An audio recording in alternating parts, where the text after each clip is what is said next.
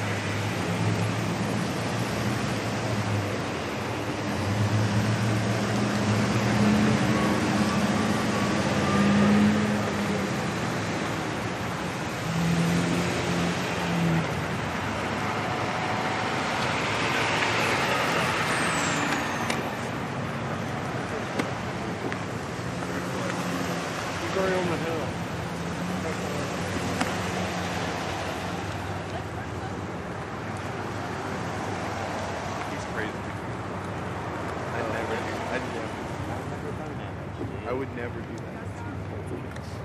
All right, brilliant.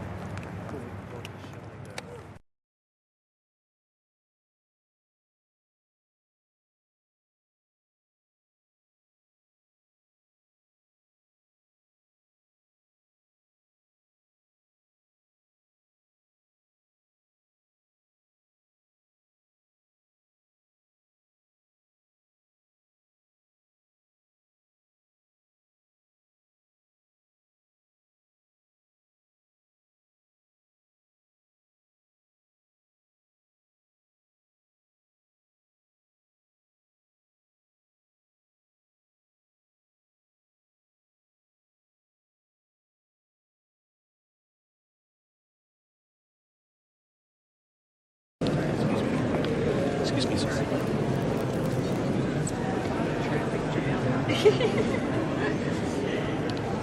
Did you hear Neil's spin on it? The fact that you didn't endorse Court wasn't endorsement. I love that.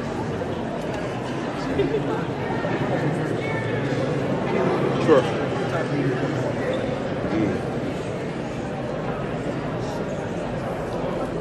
Hey. How are you? I don't know. We'll see how the end of the night goes. Melania used to really walk down here. What's that? That's a good question. I don't know. I think she has maybe in the past. Maybe she didn't, and I feel like maybe Jill would. Like, is that a film camera? Is that like a wind up? Yes, oh, yes. Wow, that's amazing. When are you getting developed? Well, you know Frank, Yeah. He gave this to me for a little secret Santa, Oh, very and so good. he's going to develop it for me when my internship is over. Oh, nice. Very good. Okay. Yeah. I know, right? I'm old enough to have been around as an adult when those things were fairly common When use. you were actually just using these. Exactly. That's and then one day you weren't, and that was it. Yeah, I know. It's crazy. I keep messing it up too. I got a really good picture of the ceiling. Who else is coming? Just the house? I need to go back upstairs, and I'm wondering if there's anyone else. I saw members of his cabinet come in earlier. There's Bergen and some of those guys. Yeah, I saw Then the them. House leadership came in already. Oh, okay. They came in before the senators did. Senators just came in. So that's probably it, right? And so unless there's somebody really thinking, I mean, if It's Melania me. does come this It's way, me. it's you. Well, Vance came in, so I guess Melania would be the biggest name to come in if she comes this Do you way. think if I just got in that little line and started walking like I belong? I think that you would totally work it out. Flashes would go off. I stood in that hallway where they were letting everyone in for a long time You until know? they were like, "Who are you with?" And I was like, "No one." Please leave. I And think- was I like, think you can work it. honestly, I was there for like a good 30 minutes before I came. Alright, I'm gonna go back upstairs. Do that. Good seeing you guys. Oh, that's a triple for you. Yes.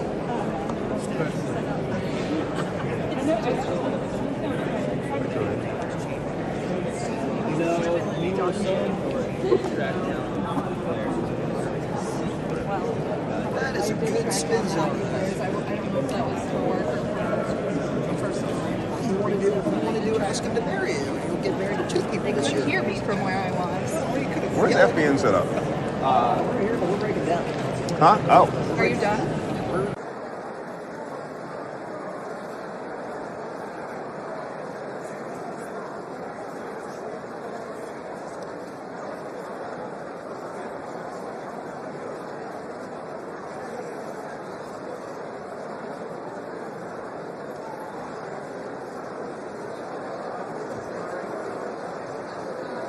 I'll let you guys do your work here. Vice President. See ya.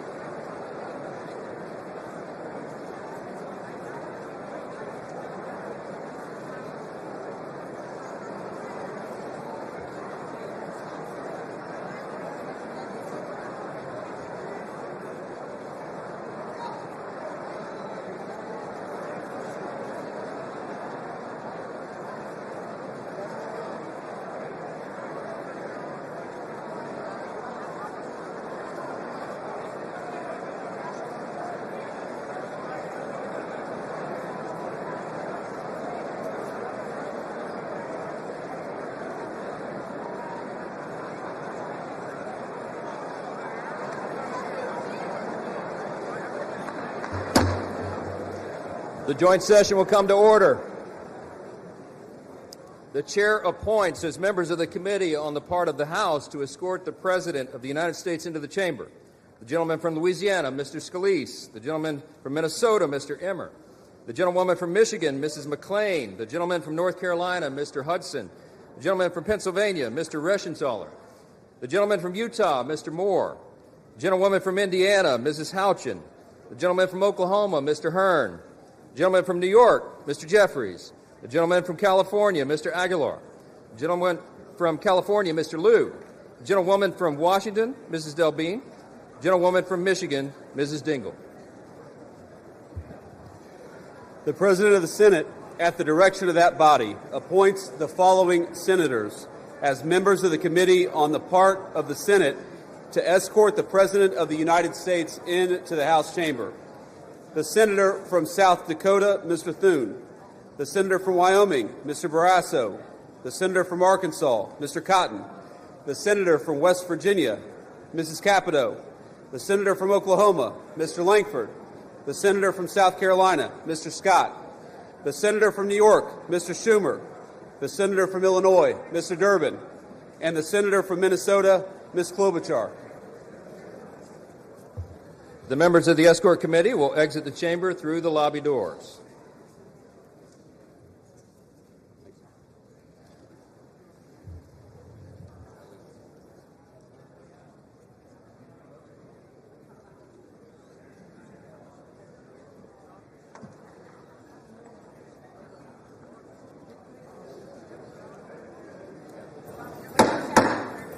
Mr. Speaker, the Acting Dean of the Diplomatic Corps.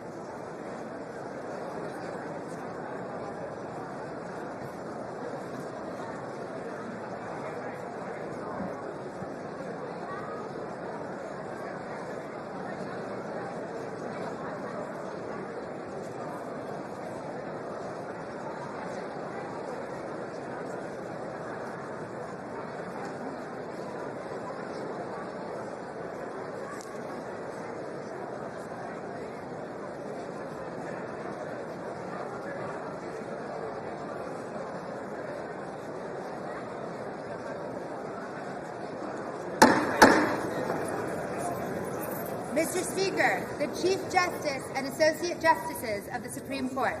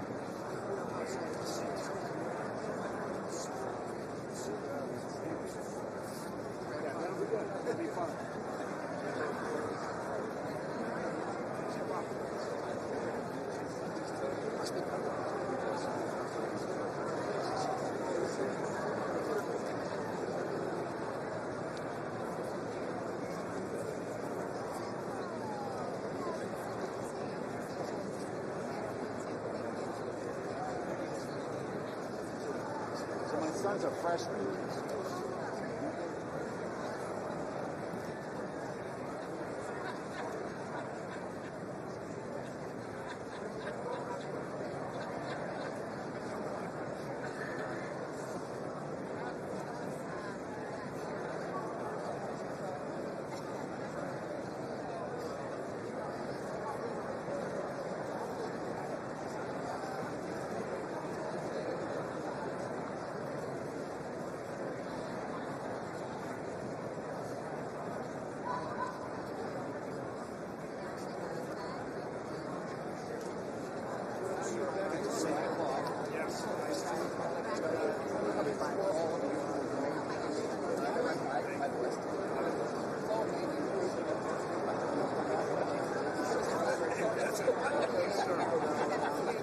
How are you? Good to see you again.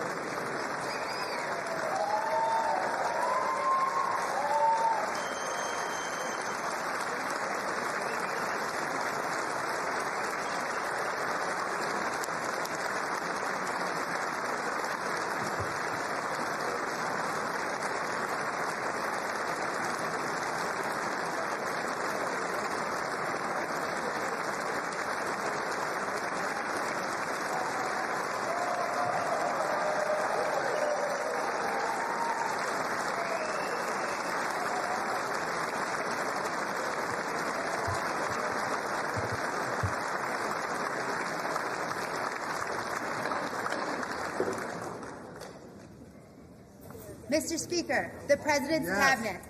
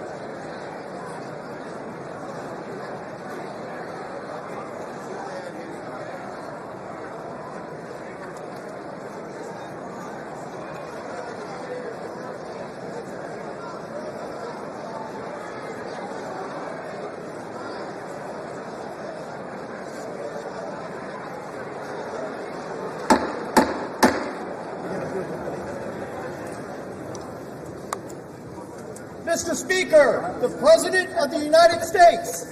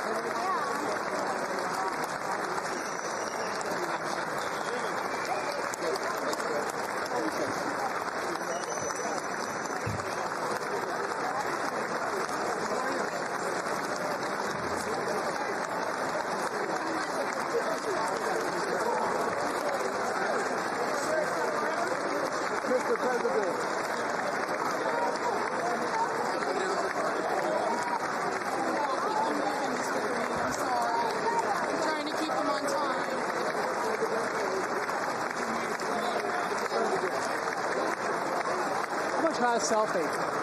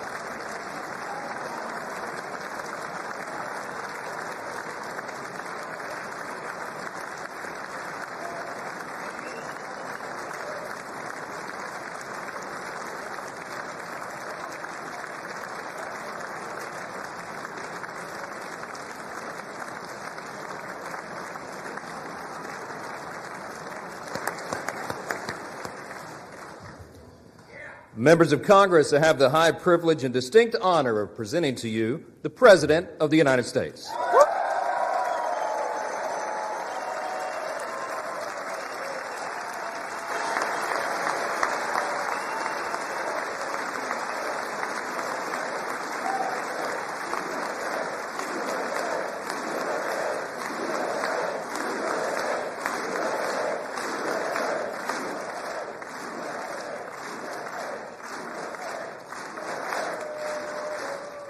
Well, thank you very much, everybody. It's really an honor. Speaker Johnson, Vice President Vance, First Lady of the United States,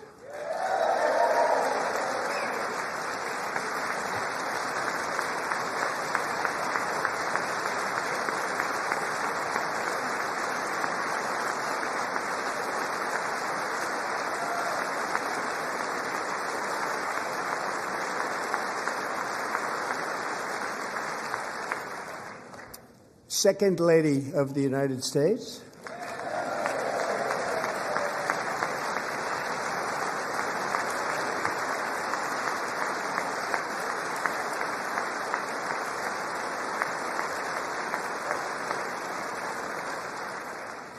members of Congress, and my fellow Americans. Our nation is back, bigger, better, richer, and stronger than ever before.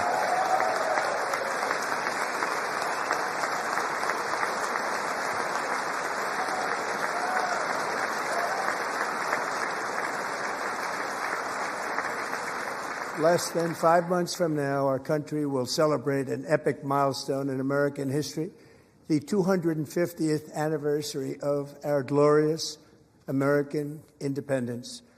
This July 4th, we will mark 2.5 centuries of liberty and triumph, progress and freedom in the most incredible and exceptional nation ever to exist on the face of the earth. And you've seen nothing yet. We're going to do better and better and better. This is the golden age of America.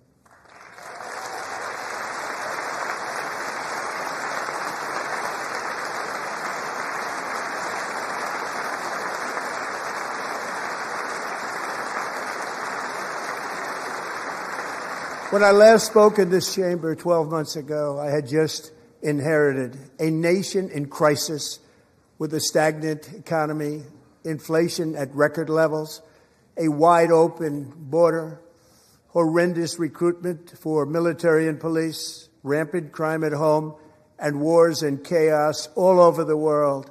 But tonight, after just 1 year, I can say with dignity and pride that we have achieved a transformation like no one has ever seen before, and a turnaround for the ages. It is indeed a turnaround for the ages.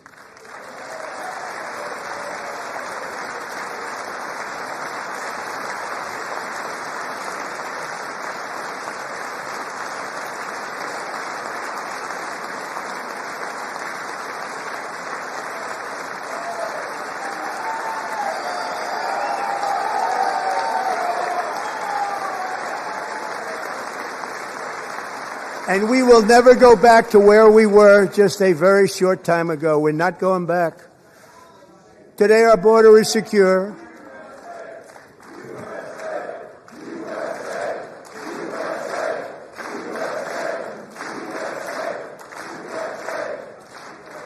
Thank you.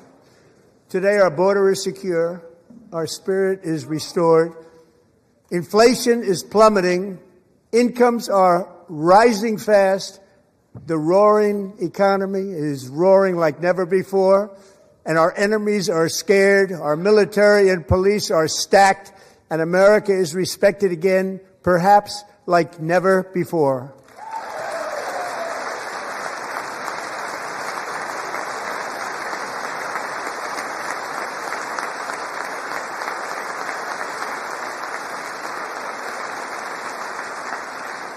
After 4 years in which millions and millions of illegal aliens poured across our borders, totally unvetted and unchecked, we now have the strongest and most secure border in American history by far.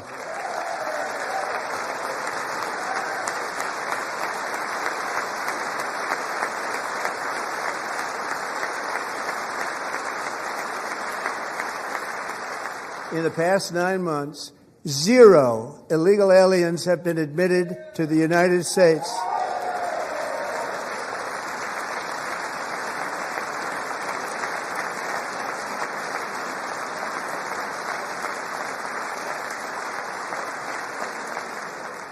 But we will always allow people to come in legally, people that will love our country and will work hard to maintain our country.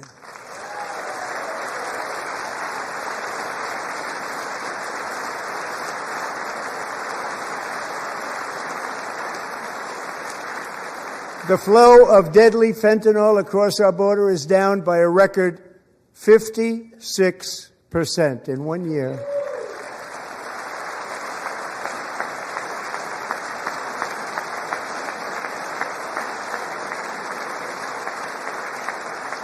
And last year, the murder rate saw its single largest decline in recorded history. This is the biggest decline, think of it, in recorded history, the lowest number in over 125 years, year 1900. In fact, substantially before my wonderful father, I had a wonderful father, Fred, before he was born, substantially before he was born. That's a long time ago. He wouldn't like me to say that, but that's a long time ago. The Biden administration and its allies in Congress gave us the worst inflation in the history of our country. But in 12 months, my administration has driven core inflation down to the lowest level in more than 5 years, And in the last 3 months of 2025, it was down to 1.7%.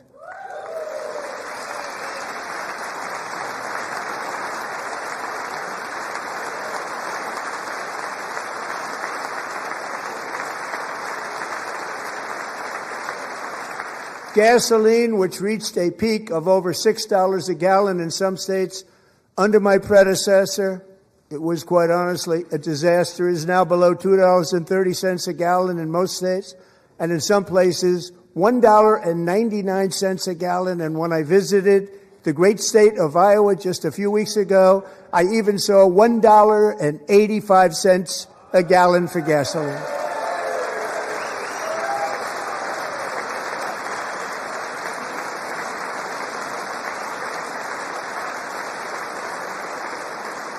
Mortgage rates are the lowest in 4 years and falling fast, and the annual cost of a typical new mortgage is down almost $5,000 just since I took office. 1 year. And low interest rates will solve the Biden-created housing problem while at the same time protecting the values of those people who already own a house that really feel rich for the first time in their lives. We want to protect those values. We want to keep those values up. We're going to do both. And we are going to keep it that way. The stock market has set 53 all-time record highs since the election. Think of that. 1 year. Boosting pensions, 401ks, and retirement accounts for the millions and millions of Americans. They're all gaining. Everybody's up, way up. In 4 long years, the last administration got less than $1 trillion in new investment in the United States. And when I say less, substantially less. In 12 months, I secured commitments for more than $18 trillion pouring in from all over the globe.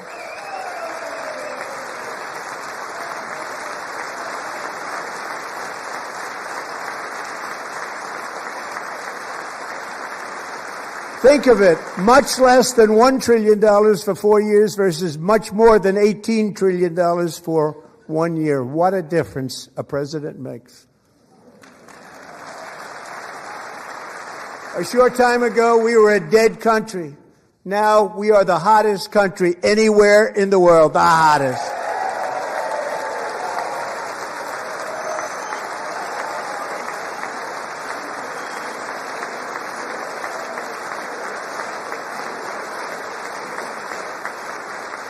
As thousands of new businesses are forming and factories, plants, and laboratories are being built, we have added 70,000 new construction jobs in just a very short period of time. It's getting bigger and bigger and stronger. Nobody can believe what they're watching.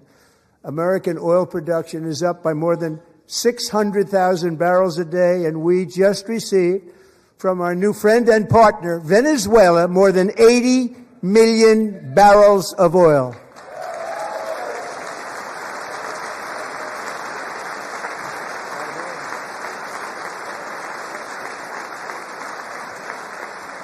American natural gas production is at an all-time high because I kept my promise to drill, baby, drill.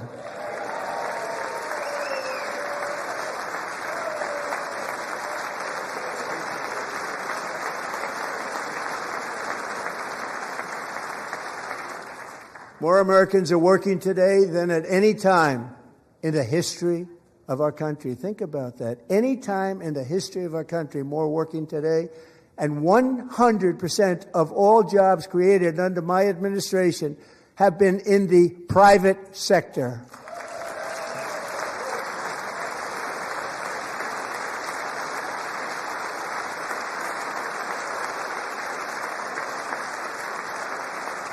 We ended DEI in America.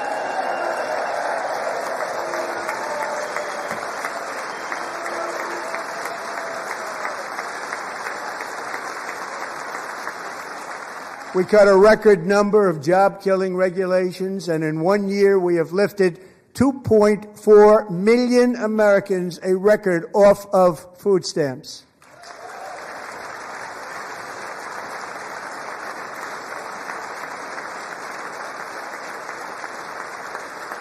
And for all of these reasons, I say tonight, members of Congress, the state of our union is strong.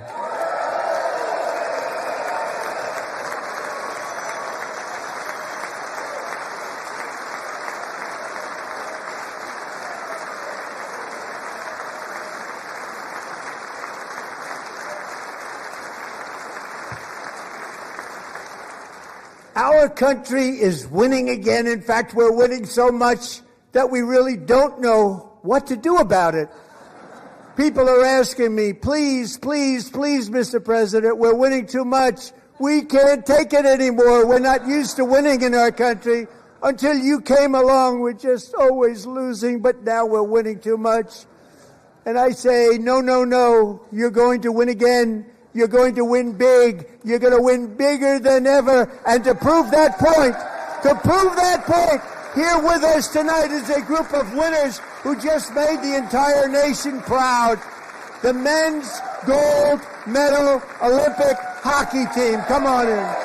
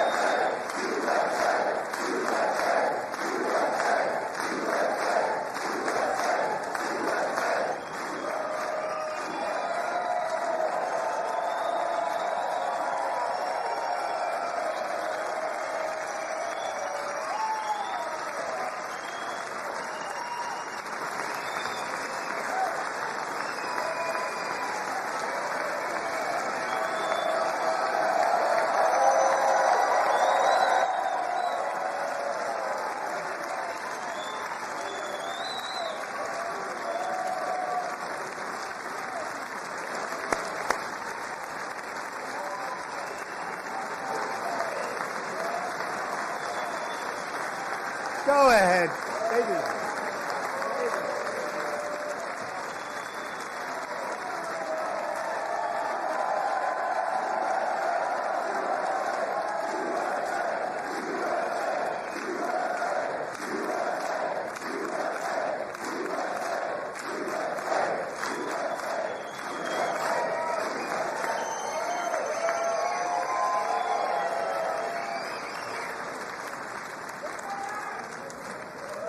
That's the first time I've ever seen them get up. And actually, not all of them did get up. But they beat a fantastic Canadian team in overtime, as everybody saw, as did the American women who will soon be coming to the White House.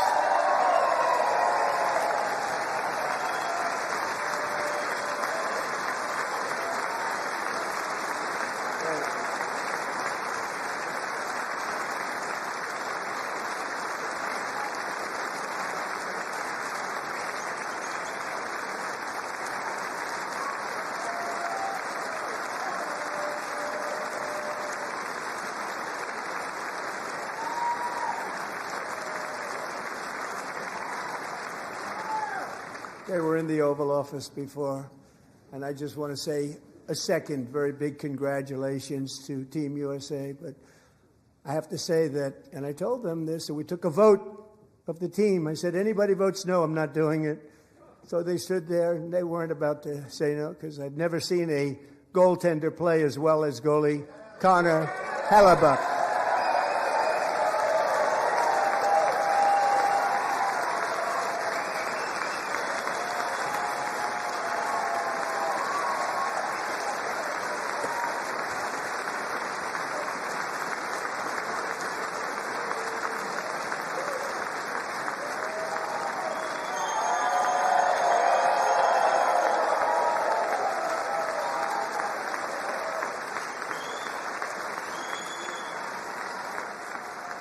Think of it, 46 shots on goal, and I asked him, the one shot, the one where you put your stick in the back and it hit the neck of your stick and bounced off, you practice that, or was that a little lucky? He refused to answer that question. But I just want to tell you that the members of this great hockey squad will be very happy to hear, based on their vote and my vote, and in this case my vote was more important, that I will soon be presenting Connor with our highest civilian honor, which we will be given and which has been given to many athletes over the years. But when I say many, not too many, like 12, it's called the highest civilian honor in our country, the Presidential Medal of Freedom.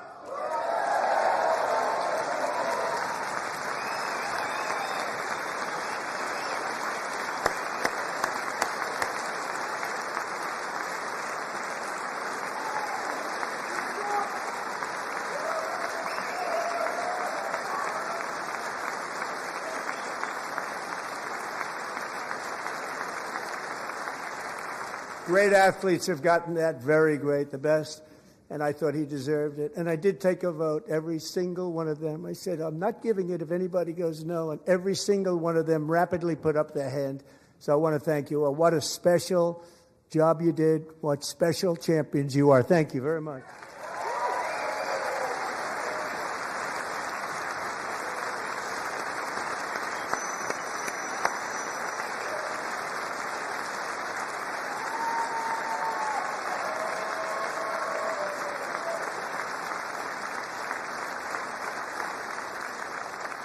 I'm also pleased to say that the next time the Olympic torch is lit, it will be here in America for the 2028 Olympics, and it's the summer version right in Los Angeles. We're going to do a good job in Los Angeles.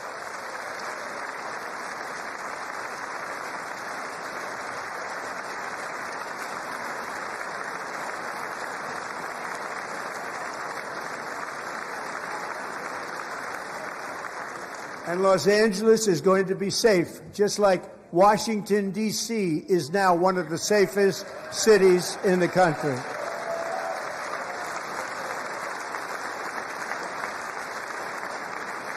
And this year, and I must say I got them both. I got them in my first term, and I was disappointed because I didn't think I'd be the president when this happened. But strange things took place. And now I've got them because I got the Olympics and I got the 2026 FIFA World Cup. And I wanted to claim the 250th, but I didn't get away with that one. I couldn't claim that one for myself. But we're getting the World Cup. So we have the World Cup and the Olympics coming. And that is exciting news.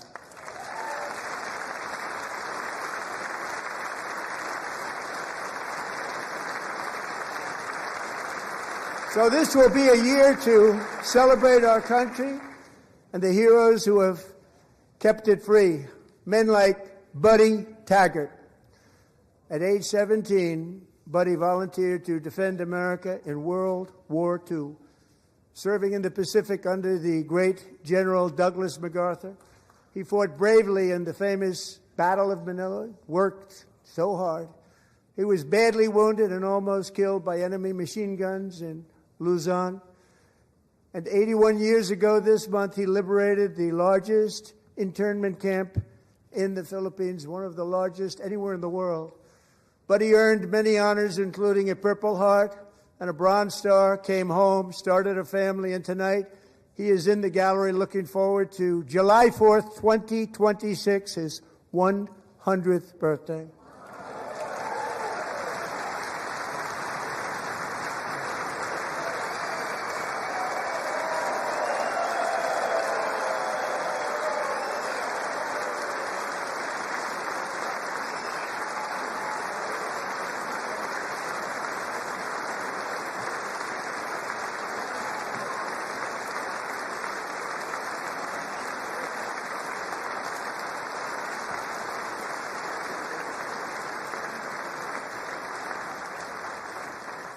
So, Buddy, you're a brave man, and we salute you.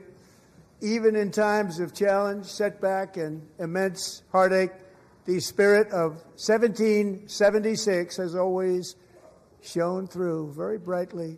It was July 4th of last year when floodwaters tore through a girls' summer camp in Central Texas, one of the worst things I've ever seen. I was there, rising 26 feet in the matter of minutes, tragically claiming many, many lives. You all remember that one. As the waters threatened to sweep her away, 11-year-old Millie Kate McClelland closed her eyes and prayed to God. She thought she was going to die. Those prayers were answered when Coast Guard rescue swimmer Scott Ruskin descended from a helicopter above. Nobody knew where he came from. It was Scott's first ever rescue mission. A young guy, but very brave, very, very top, always top in his class. And he lifted not just Millie Kate, but 164 others to safety.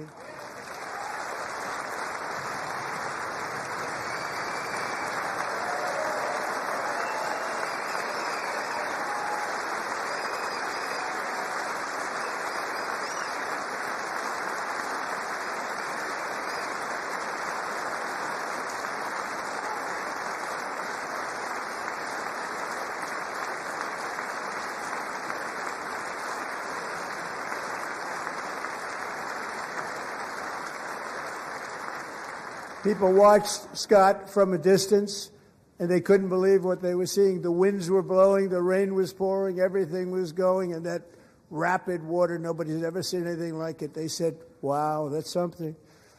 Tonight, Scott and Millie Kate are here together, reunited for the very first time. Thank you, Scott, Millie Kate.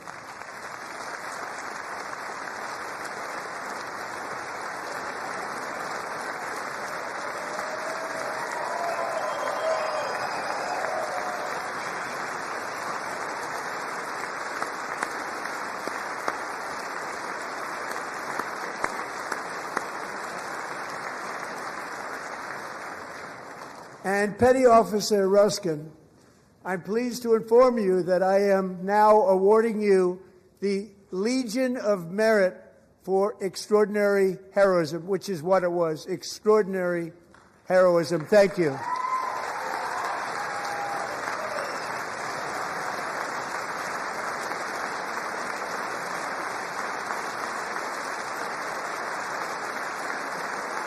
And I'd like to have the military aide to please come down and take care of the service. Military aide, thank you very much. Take care of that very important service. Thank you very much. From 1776 to today, every generation of Americans has stepped forward to defend life, liberty, and the pursuit of happiness. And they're really doing it for the next generation. But now it's our turn. Together we're building a nation where every child has the chance to reach higher and go further, where government answers to the people, not the powerful, and where the interests of hardworking American citizens are always our first and ultimate concern. That is the debt we owe to the heroes who came before us, and that is the promise we must keep to America for our 250th year.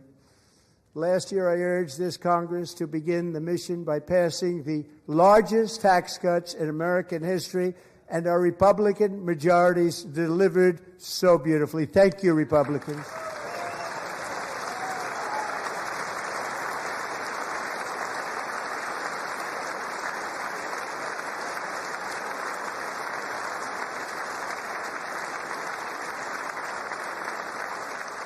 All Democrats, every single one of them, voted against these really important and very necessary massive tax cuts.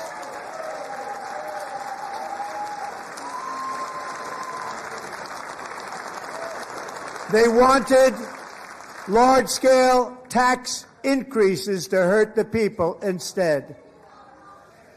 But we held strong, and with the great, big, beautiful bill, we gave you no tax on tips, no tax on overtime, and no tax on Social Security for our great seniors.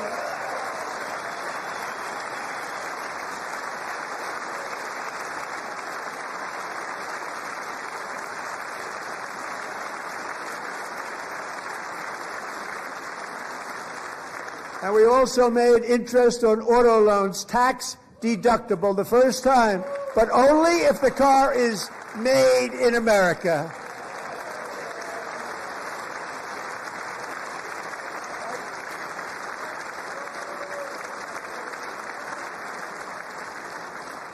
Recently in Pennsylvania, I met Megan Hemhauser, a devoted mom who's homeschools her children, beautiful, 2 children, during the day while waiting tables at night as her husband works overtime operating very heavy equipment. Megan is here this evening, and she's happy to tell you that she is so much richer because with no tax on tips, no tax on overtime, and her expanded child tax credit done again by Republicans, Megan and her husband will take home more than $5,000 extra just for the year, cutting her tax bill in more than half.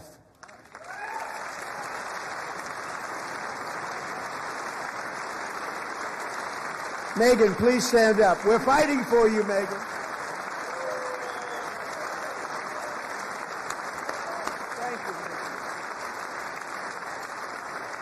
Thank you, Megan.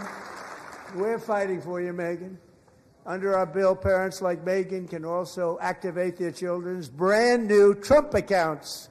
And I didn't name it. I did not name that.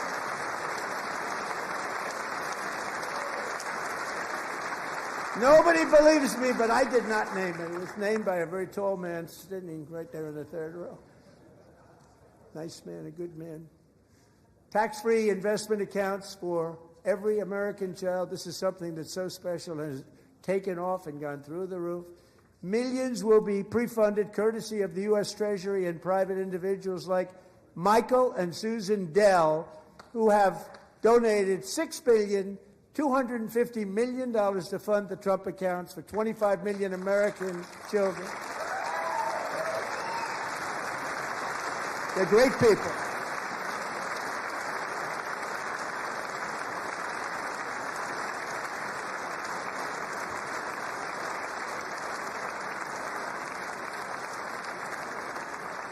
When I asked Michael Dell, how do you make all that money? He said, well, I just sat on my dorm in school, and I made computers, and I'd sell them to people.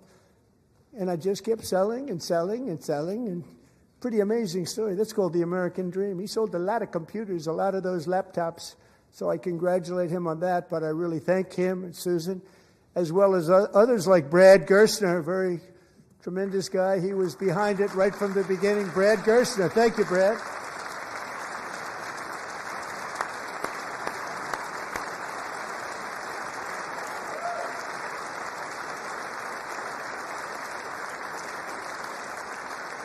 So with modest additional contributions, these young people's accounts could grow to over $100,000 or more by the time they turn 18. Think of it. How much money is that for somebody that started with nothing? Over 100,000, could be much more than that. To make this investment in our children's future, go to TrumpAccounts.gov. TrumpAccounts.gov. And a lot of people are doing it. It's setting every record in the book. It's popular. They knew what it was going to take. I'm so proud of them. I'm so proud of the people that got it started. And now it's just taken off. One of the primary reasons for our country's stunning economic turnaround, the biggest in history, where the Dow Jones broke 50,000 4 years ahead of schedule, and the S&P hit 7,000, where it wasn't supposed to do it for many years, were tariffs. I used these tariffs, took in hundreds of billions of dollars to make great deals for our country, both economically and on a national security basis. Everything was working well. Countries that were ripping us off for decades are now paying us hundreds of billions of dollars. They were ripping us so badly, you all know that.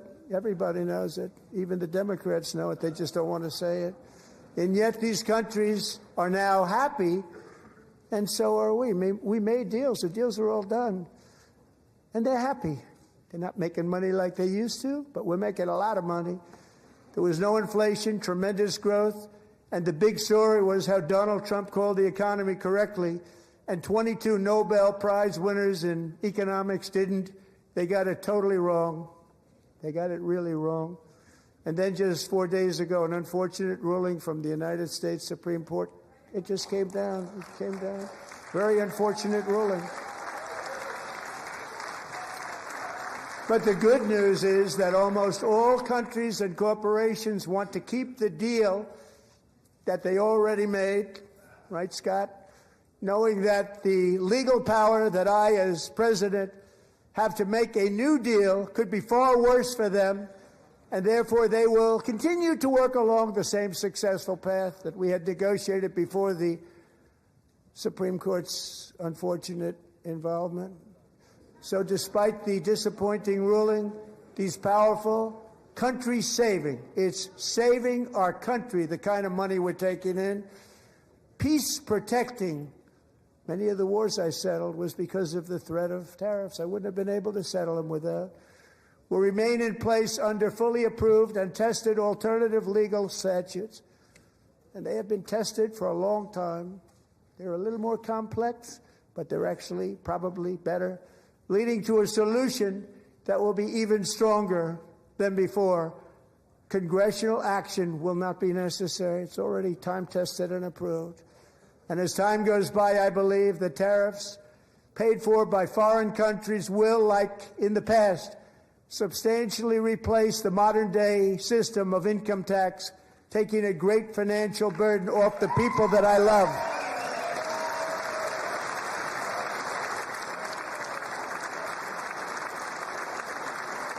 Right?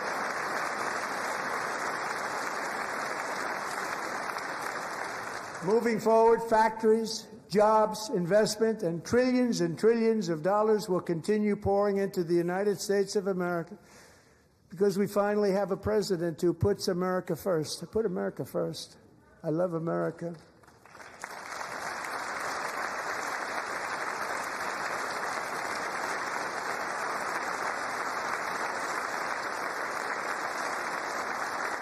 For decades before I came along, we had the exact opposite. From trade to health care, from energy to immigration, everything was stolen and rigged in order to drain the wealth out of the productive, hardworking people who make our country great, who make our country run. Under Biden and his corrupt partners in Congress and beyond, it reached a breaking point with the Green New scam, open borders for everyone. They poured in by the millions and millions from prisons, from mental institutions. They were murderers, 11,888 murders. They came into our country. You allowed that to happen. And record-setting inflation that cost the typical family $34,000 in just a speck of time. Now the same people in this chamber who voted for those disasters suddenly use the word affordability, a word. They just used it. Somebody gave it to them, knowing full well that they caused and created the increased prices that all of our citizens had to endure. You caused that problem. You caused that problem.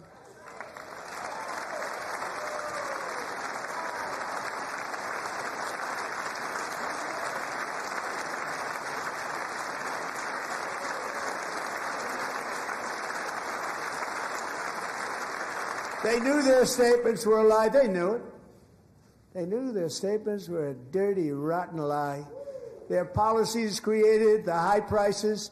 Our policies are rapidly ending them. We are doing really well. Those prices are plummeting downward.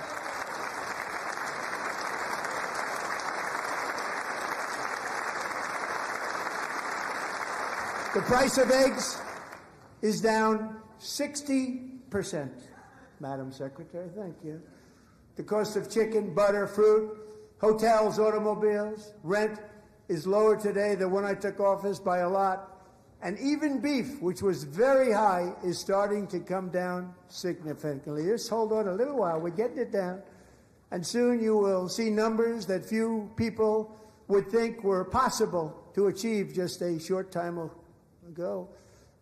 Nobody can believe when they see the kind of numbers, and especially energy, when they see energy going down to numbers like that, they cannot believe it. It's like another big tax cut. I'm also confronting one of the biggest ripoffs of our times, the crushing cost of health care caused by you. Since the passage of the Unaffordable Care Act, sometimes referred to as Obamacare, a big insurance company that's gotten rich. It was meant for the insurance companies, not for the people.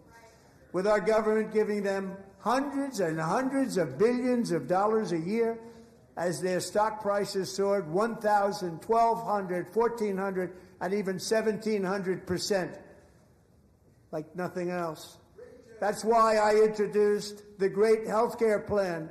I want to stop all payments to big insurance companies and instead give that money directly to the people so they can buy their own health care, which will be better health care at a much lower cost.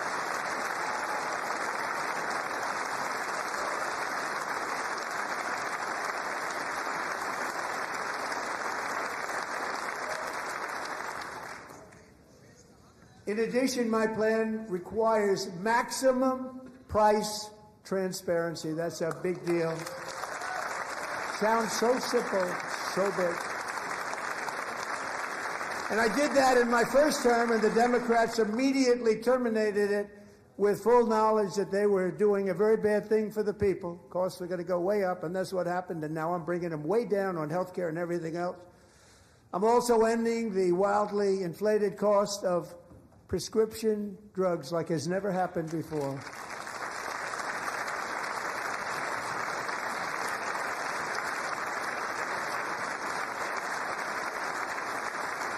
Other presidents tried to do it, but they never could. They tried. Most didn't try, actually. But they tried. They said they tried. They couldn't do it. They didn't even come close. They were all talk and no action, but I got it done. Under my just enacted most favored nation agreements, Americans who have for decades paid by far the highest prices of any nation anywhere in the world for prescription drugs will now pay the lowest price anywhere in the world for drugs. Anywhere. The lowest price.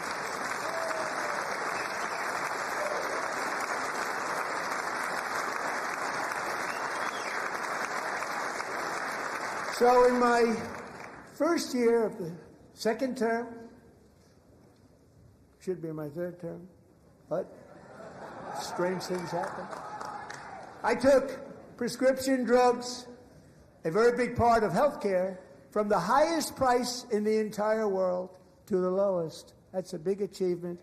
The result is price differences of 300, 400, 500, 600% and more, all available right now at a new website called TrumpRx.gov. And I didn't name that one either, by the way.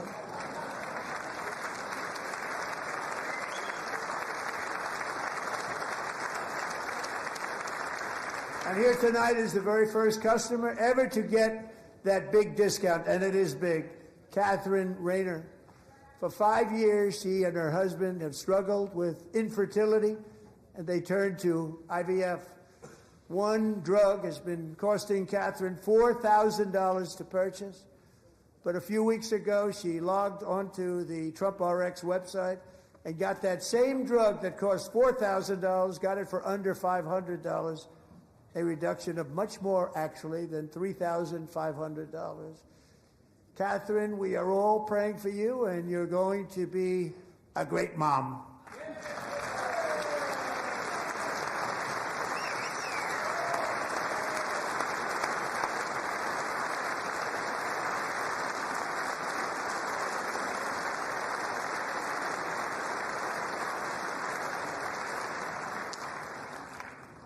So now I'm calling on Congress to codify my most favored nation program into law. Now, the one thing, I'm not sure it matters because it's going to be very hard for somebody that comes along after me to say, let's raise drug prices by 700 or 800%. But John and Mike, if you don't mind, codify it anyway.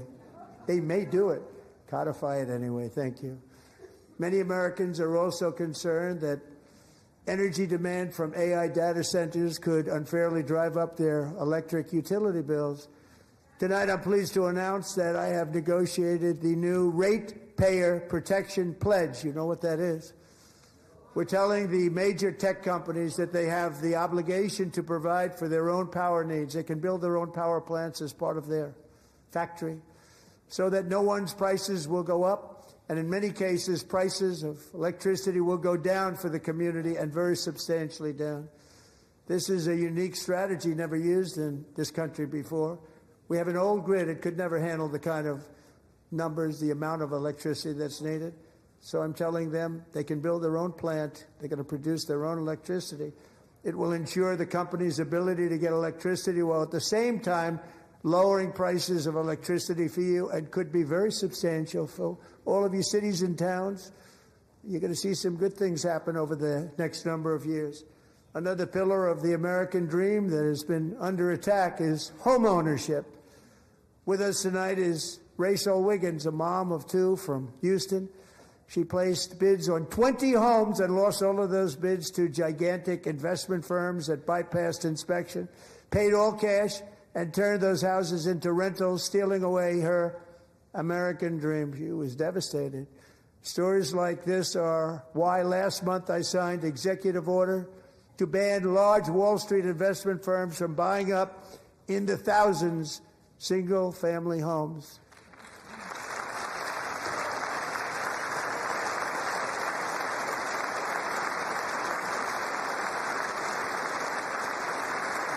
And now I'm asking Congress to make that ban permanent, because homes for people, really, that's what we want. We want homes for people, not for corporations. Corporations are doing just fine. Rachel, thank you very much. Good luck with your home. You'll get one soon.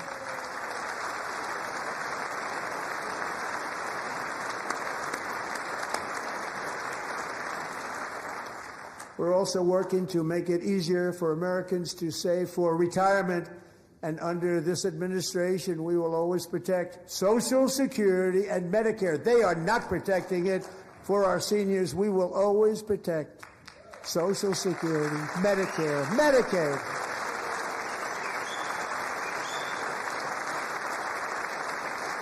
Since I took office, the typical 401k balance is up by at least $30,000. That's a lot of money. We have millions and millions of people, because the stock market has done so well, setting all those records. Your 401ks are way up. Yet half of all of working Americans still do not have access to a retirement plan with matching contributions from an employer. To remedy this gross disparity, I'm announcing that next year my administration will give these oft-forgotten American workers, great people, the people that built our country, access to the same type of retirement plan offered to every federal worker. We will match your contribution with up to $1,000 each year. As we ensure that all Americans can profit from a rising stock market, let's also ensure that members of Congress cannot corruptly profit from using insider information.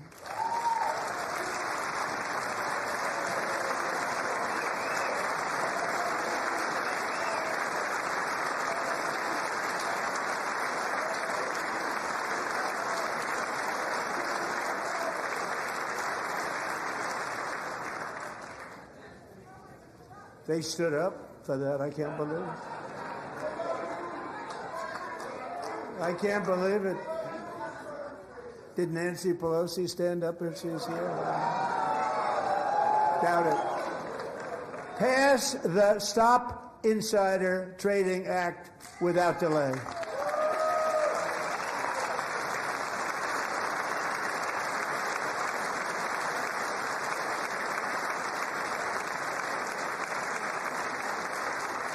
I wasn't sure if anybody even on this side was going to applaud for that. I'm very impressed. Thank you. I'm very impressed. But when it comes to the corruption that is plundering, it's plundering America. There's been no more stunning example than Minnesota, where members of the Somali community have pillaged an estimated $19 billion from the American taxpayer. Oh, we have all the information. And in actuality, the number is much higher than that. And California, Massachusetts, Maine, and many other states are even worse. This is the kind of corruption that shreds the fabric of a nation, and we are working on it like you wouldn't believe. So tonight, although started 4 months ago, I am officially announcing the war on fraud to be led by our great Vice President J.D. Vance.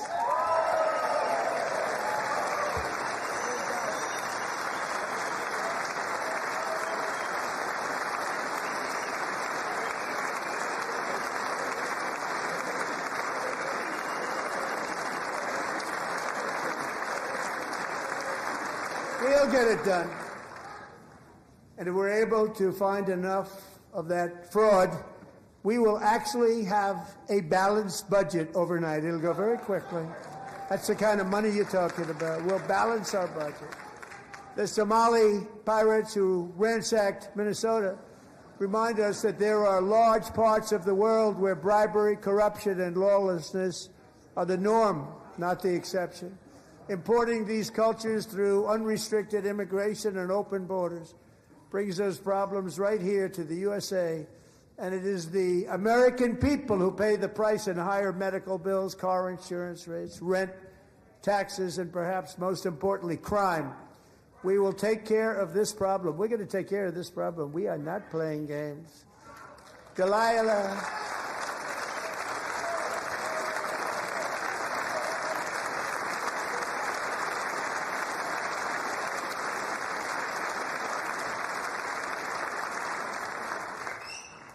Delilah Colvin was only 5 years old in June 2024 when a 18-wheel tractor trailer plowed into her stopped car traveling at 60 miles an hour or more.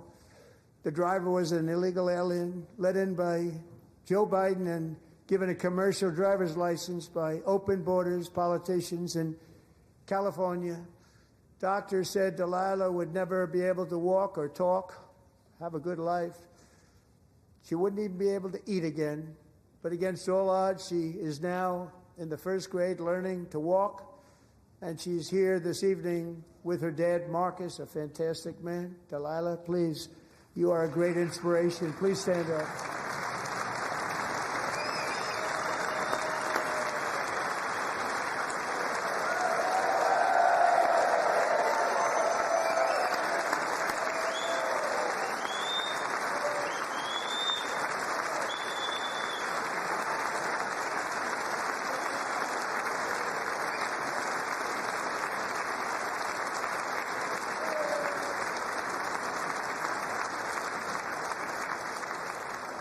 Thank you, Delilah. Many, if not most, illegal aliens do not speak English and cannot read even the most basic road signs as to direction, speed, danger, or location. That's why tonight I'm calling on Congress to pass what we will call the Delilah Law, barring any state from granting commercial driver's licenses to illegal aliens.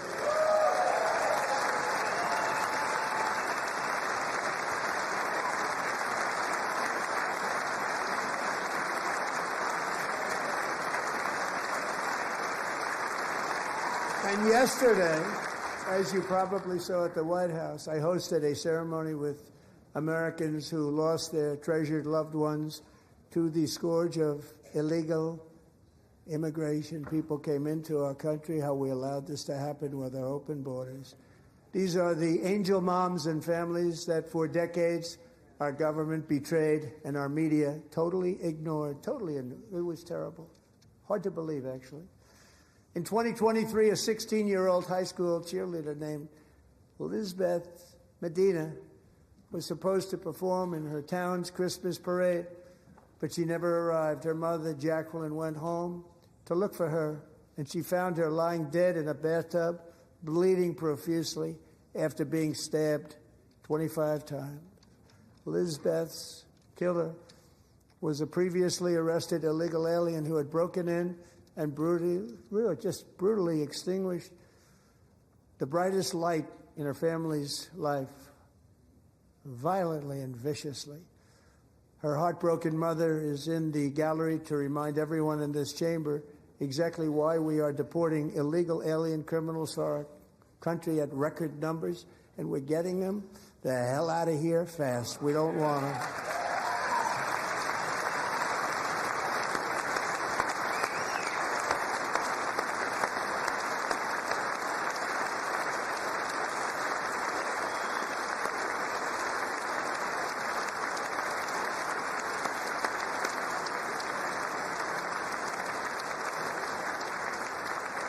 Thank you very much, Jacqueline. Thank you.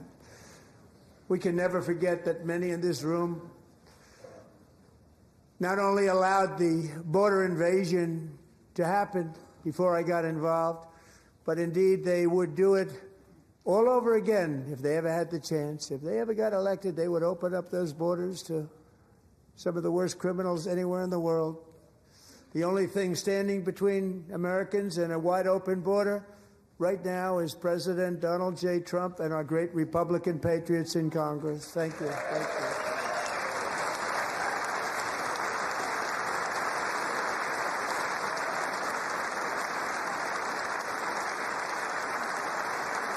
As we speak, Democrats in this chamber have cut off all funding for the Department of Homeland Security. It's all cut off. It's all cut off.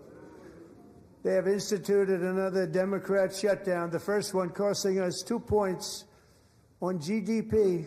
2 points we lost on GDP, which probably made them quite happy, actually. Now they have closed the agency responsible for protecting Americans from terrorists and murderers.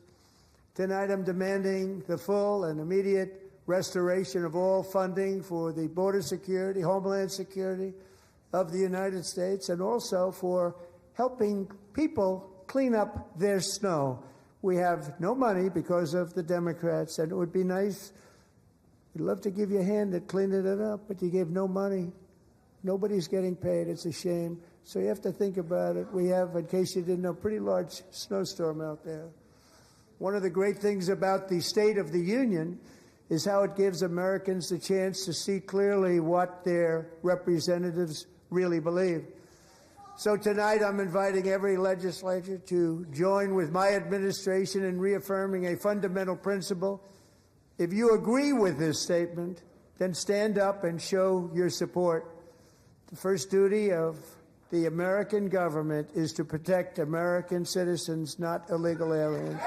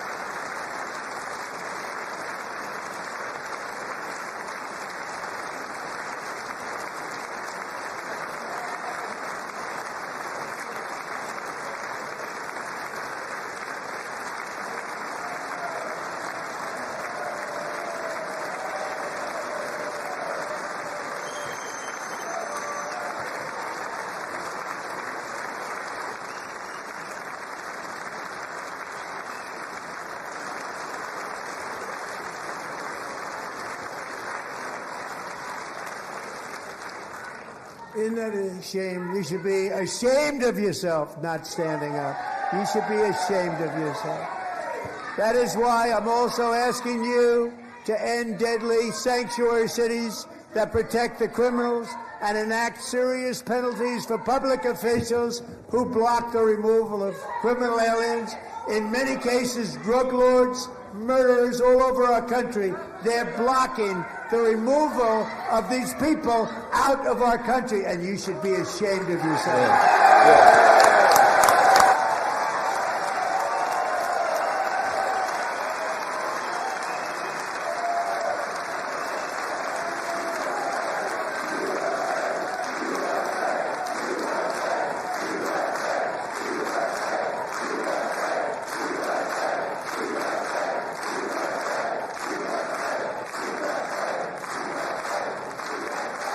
And perhaps most importantly, I'm asking you to approve the Save America Act.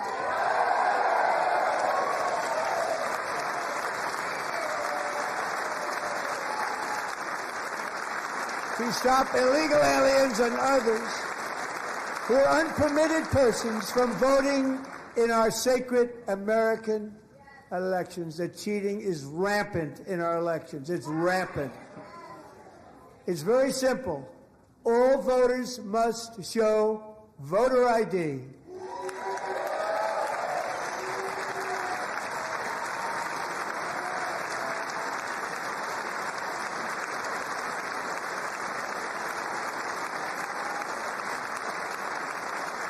All voters must show proof of citizenship in order to vote.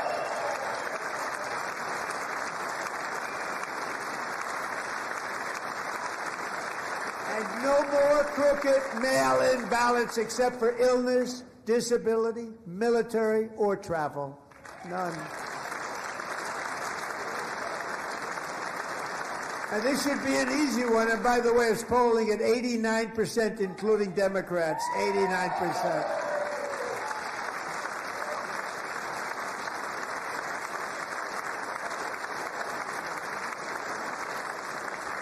And even the new communist mayor of New York City, I think he's a nice guy, actually. Speak to him a lot.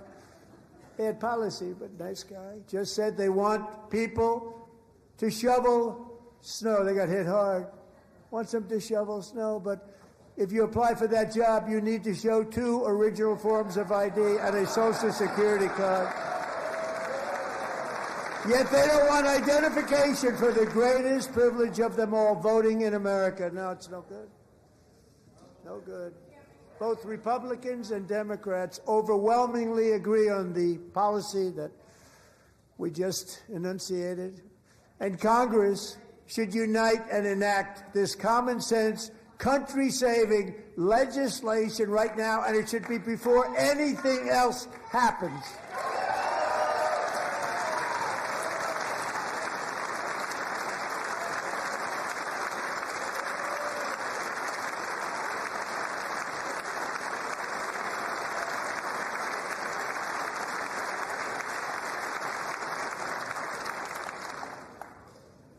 And the reason they don't want to do it, why would anybody not want voter ID? One reason, because they want to cheat. There's only one reason. They make up all excuses. They say it's racist. They come up with things, you almost say, what imagination they have. They want to cheat. They have cheated, and their policy is so bad that the only way they can get elected is to cheat. And we're going to stop it. We have to stop it, John.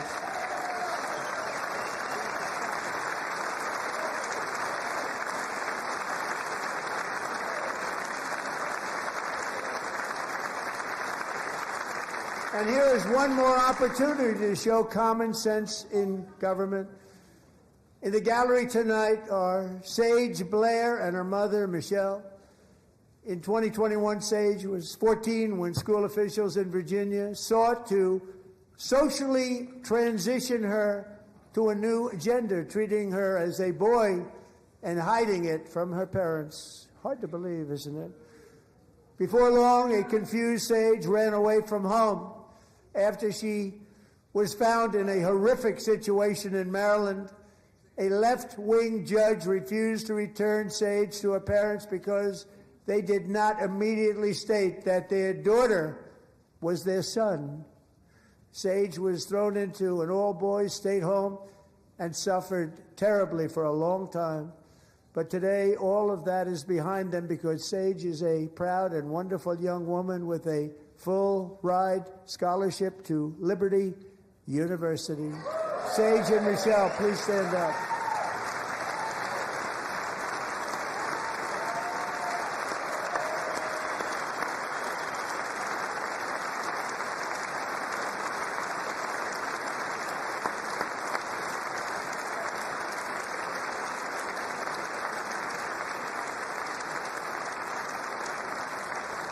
And thank you for your great bravery. And who can believe that we're even speaking about things like this? 15 years ago, if somebody was up here and said that, they'd say, what's wrong with him?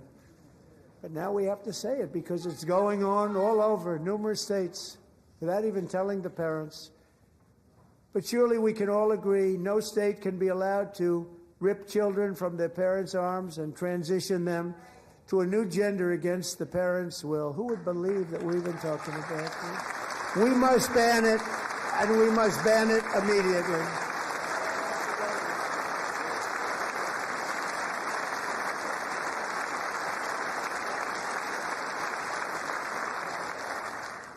Look, nobody stands up. These people are crazy. I'm telling you. They're crazy.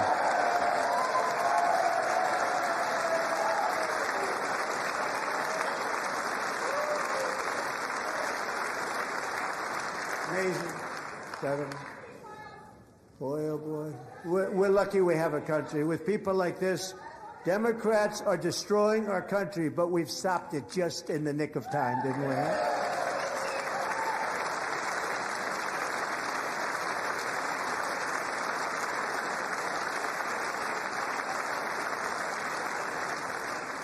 No one cares more about protecting America's youth than our wonderful First Lady. Now a movie star. She's a movie star. Can you believe it?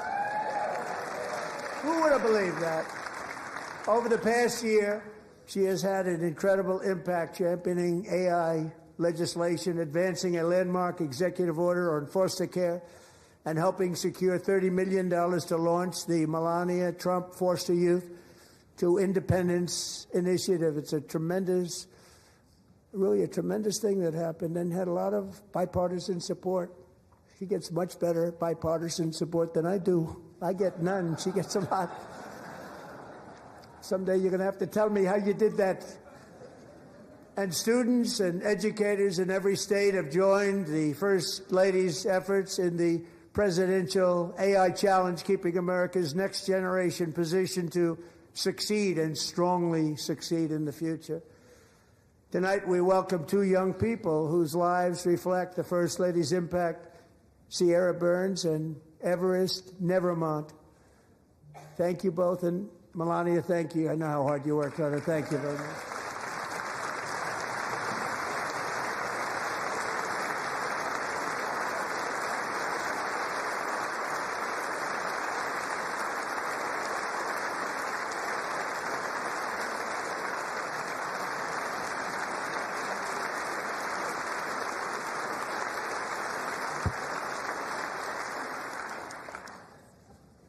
I'm very proud to say that during my time in office, both the first 4 years and in particular this last year, there has been a tremendous renewal in religion, faith, Christianity, and belief in God. Tremendous renewal.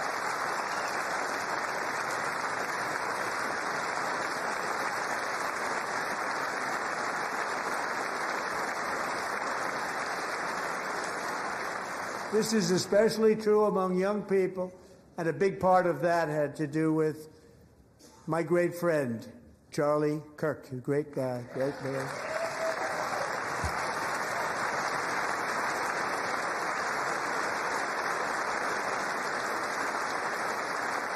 So last year, Charlie was violently murdered by an assassin and martyred, really martyred for his beliefs.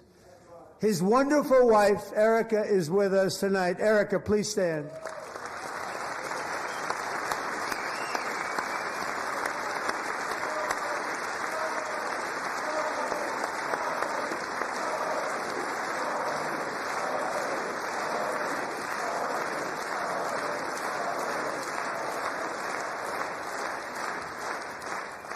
Thank you, Erica. Been through a lot. In Charlie's memory, we must all come together to reaffirm that America is one nation under God, and we must totally reject political violence of any kind.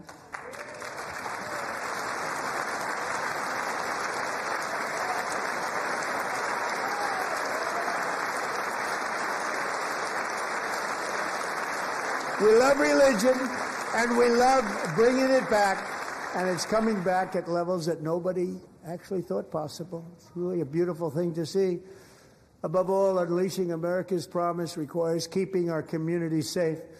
We have made incredible strides, yet dangerous repeat offenders continue to be released by pro-crime Democrat politicians again and again.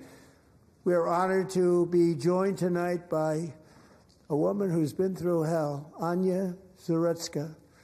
In 2022, she and her beautiful daughter, so beautiful, what a beautiful young woman, Irina fled war-torn Ukraine to live with relatives near Charlotte, North Carolina. And by the way, what's going on with Charlotte? Last summer, 23-year-old Irina was riding home on the train when a deranged monster who had been arrested over a dozen times and was released through no cash bail stood up and viciously slashed a knife through her neck and body. No one will ever forget. There were people on that train. No one will ever forget the expression of terror on Irina's face as she looked up at her attacker in the last seconds of her life. She died instantly. She had escaped a brutal war only to be slain by a hardened criminal, set free to kill in America, came in through open borders. Mrs. Zaretska, tonight I promise you we will ensure justice for your magnificent daughter, Irina.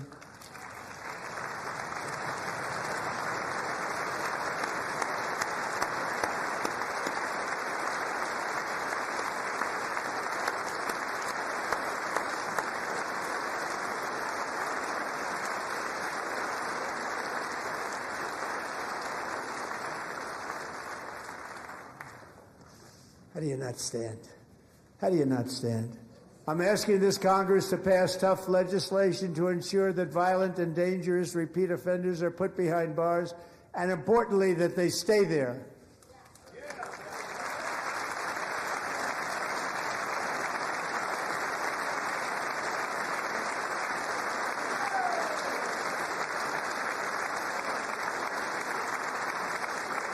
Starting last summer, I deployed our National Guard and federal law enforcement to restore law and order to our most dangerous cities, including Memphis, Tennessee, big success, New Orleans, Louisiana, big success, and our nation's capital itself, Washington, D.C., where we have almost no crime anymore in Washington, D.C. How did that happen?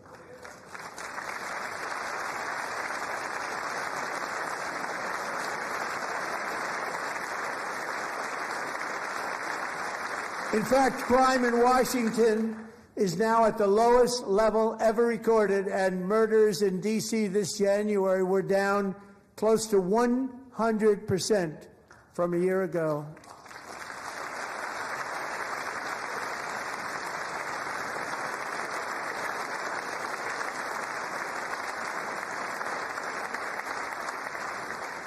They don't like to hear that.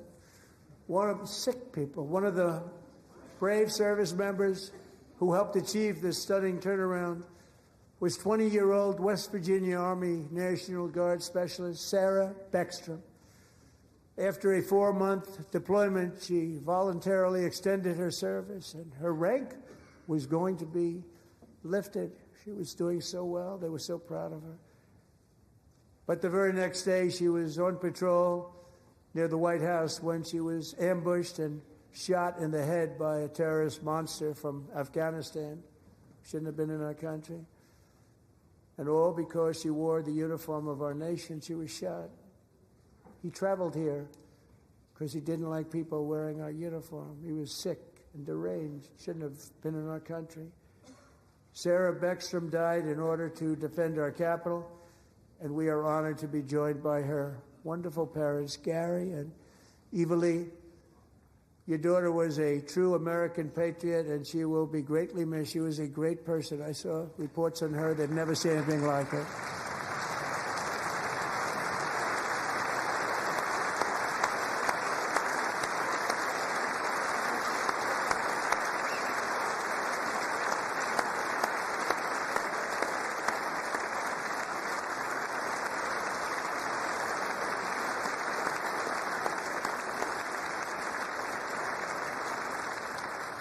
So sorry. Thank you very much.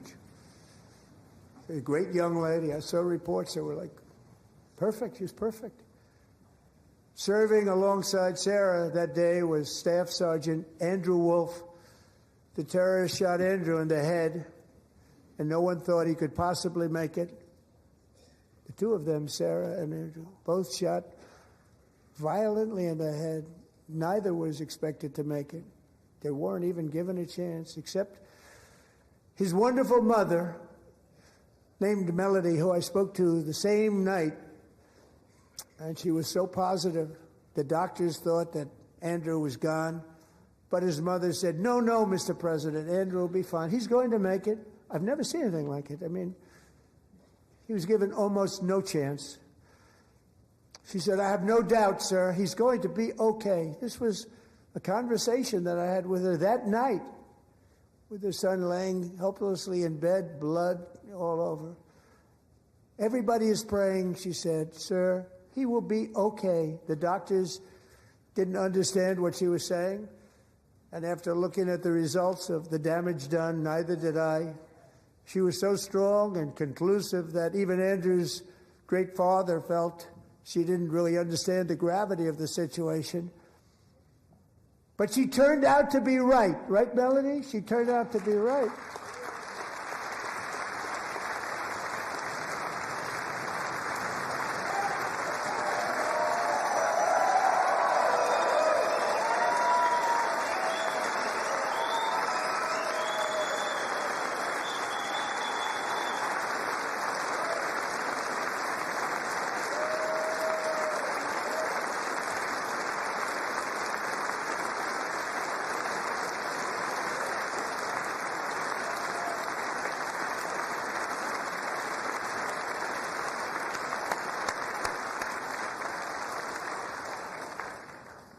Amazing, actually. I said, where does this woman come from? She's the most positive person I've ever met. With God's help, Andrew has battled back from the edge of death, and we're talking about the edge of death, on his way to a miraculous recovery. He's got a little work to do, but he's doing great. Nice to see you. He's a good-looking guy. Nice to see you. Thanks, Andrew. Thank you very much.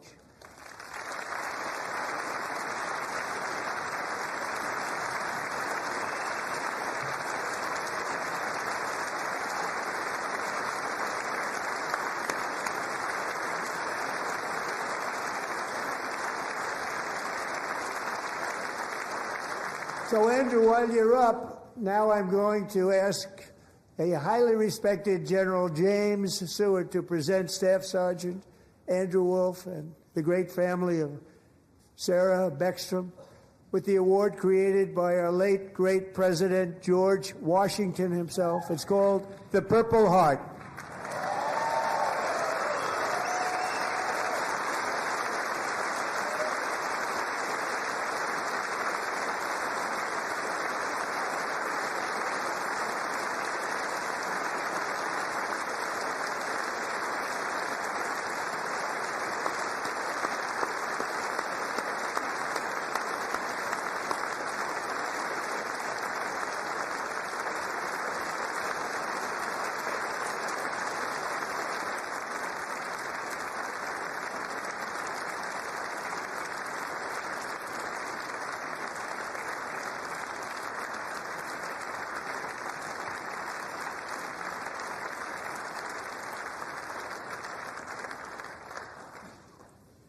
We love you all.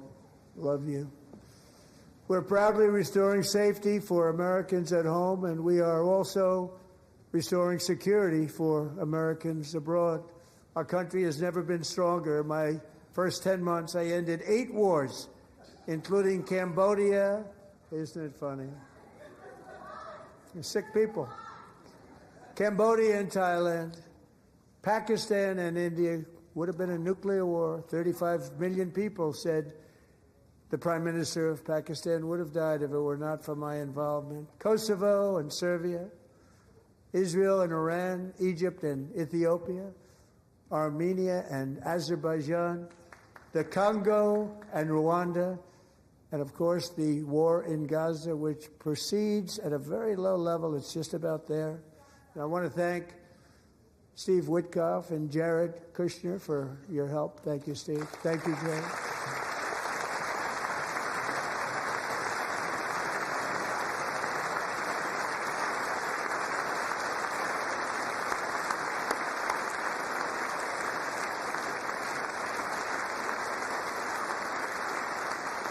And I also want to thank the man they report to, Secretary of State Marco Rubio. Thank you, Marco.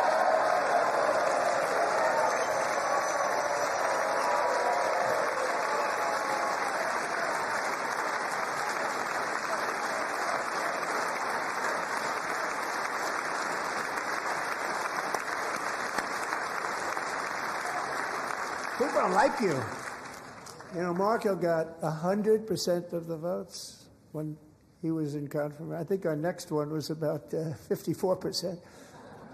And some of the Democrats are now saying, I can't believe we approved that guy. And he said it's an honor that they feel that way, right, Marco? You have done a great job, great Secretary of State. I think he'll go down as the best ever.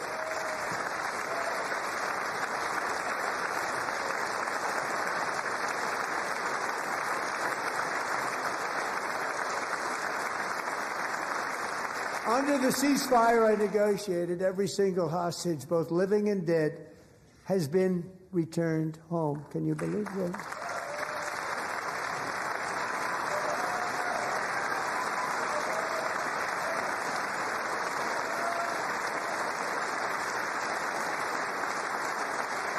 Nobody thought it was possible. Nobody thought that was possible. Both living and dead. And those parents who had a dead son, their boy, they'd always tell me their boy, they wanted him as much as though he were living. It was an amazing period of time. And they came back, and when we got all of the living hostages back, and many, many before them, but I always said those last 20 are going to be very tough, but we got many, many more, hundreds. But I said those last 20 are going to be tough. We got them back. But we only got back 14 or 15 of the dead, of the 28. And believe it or not, Hamas worked along with Israel, and they dug, and they dug, and they dug. It's a tough thing to do, going through bodies all over, passing up 100 bodies sometimes for each one that they found. Tough job. And they finally got it back to 27. And then Steve and Jared, they got it back to 28. They found all 28. Nobody thought that was possible, but we did it. And I remember the family of the 28th. They were so grieved, but they were so happy as it's possible to be. They had their boy back. The mother said, "Sir, we have our boy back." What a period of time that was, but we got them all back. So thank you both very much. Great job.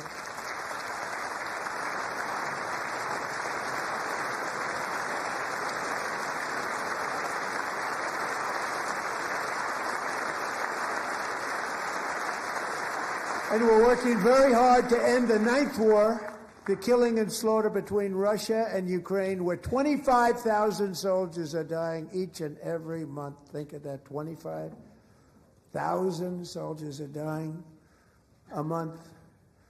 A war which would have never happened if I were president, would have never happened. As president, I will make peace wherever I can, but I will never hesitate to confront threats to America wherever we must. That's why in a breakthrough operation last June, the United States military obliterated Iran's nuclear weapons program with an attack on Iranian soil known as Operation Midnight Hammer.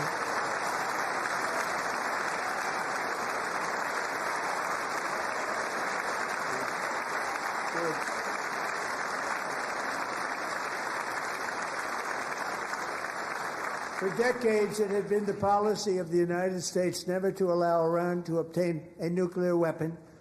Many decades. Since they seized control of that proud nation 47 years ago, the regime and its murderous proxies have spread nothing but terrorism and death and hate. They've killed and maimed thousands of American service members and hundreds of thousands and even millions of people with what's called roadside bombs. They were the kings of the roadside bomb. And we took out Soleimani. I did that during my first term. Had a huge impact. He was the father of the roadside bomb.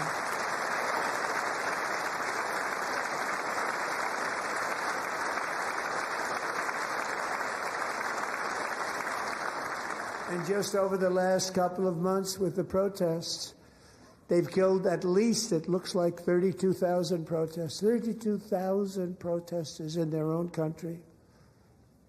They shot them and hung them. We stopped them from hanging a lot of them with the threat of serious violence. But this is some terrible people.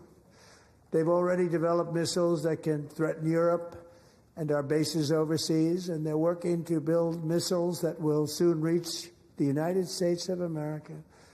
After Midnight Hammer, they were warned to make no future attempts to rebuild their weapons program, and in particular, nuclear weapons. Yet they continue, starting it all over. We wiped it out, and they want to start all over again, and are at this moment again pursuing their sinister ambitions. We are in negotiations with them. They want to make a deal, but we haven't heard those secret words. We will never have a nuclear weapon.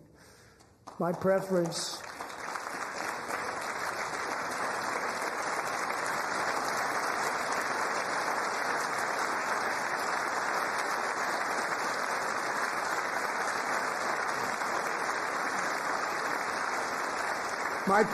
is to solve this problem through diplomacy. But one thing is certain, I will never allow the world's #1 sponsor of terror, which they are by far, to have a nuclear weapon. Can't let that happen.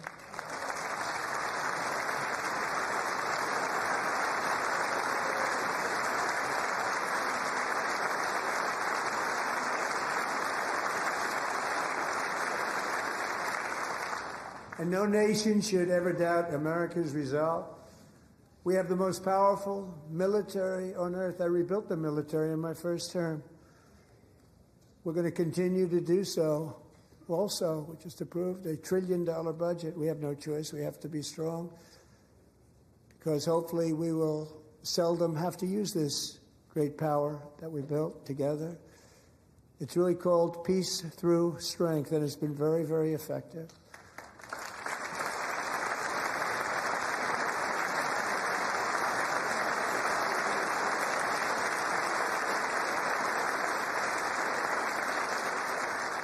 So thanks to Republicans in Congress, we're investing that record number of dollars, have no choice, in the United States Armed Forces.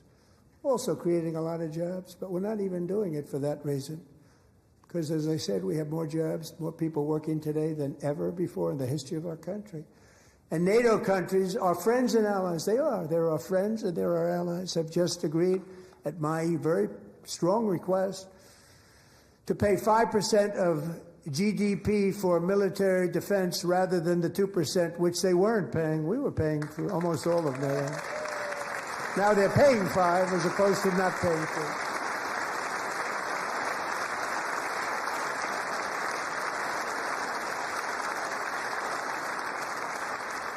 And getting that 5% was something which everyone said would never be done, could not happen. We got it really easily. One meeting. And big difference between 2% that's not paid. We were paying the freight of many of them. Very few were paid up. Now 5%, then they're paid. And everything we send over to Ukraine is sent through NATO, and they pay us in full. They pay us totally in full. Every branch of our armed forces is setting records for recruitment. This is so exciting. And every service member recently...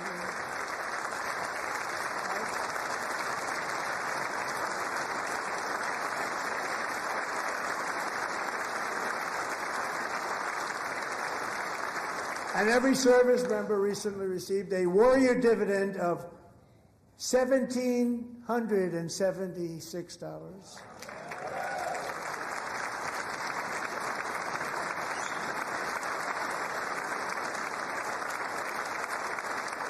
You know, they put it on my desk. We got the money from tariffs and other things, a lot of money we have. We have much more money than people understand. Have to rebuild that program a little bit, but it won't take long. But we got the money, and it was $1,775, and they wanted my approval. And I said, what's the number? $1,775. I said, wait a minute. For $1 more, we can have $1,776. It's going to... I said, we're going to figure that. I never asked anybody if we could afford it. $1 more. I said 1776.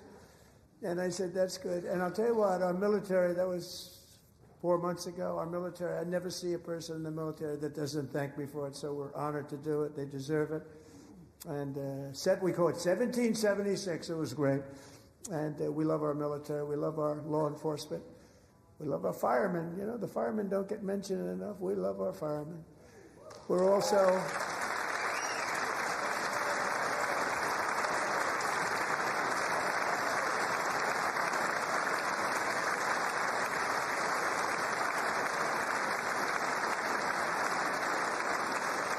We're also restoring American security and dominance in the Western Hemisphere, acting to secure our national interests and defend our country from violence, drugs, terrorism, and foreign interference. For years, large swaths of territory in our region, including large parts of Mexico, really large parts of Mexico, have been controlled by murderous drug cartels.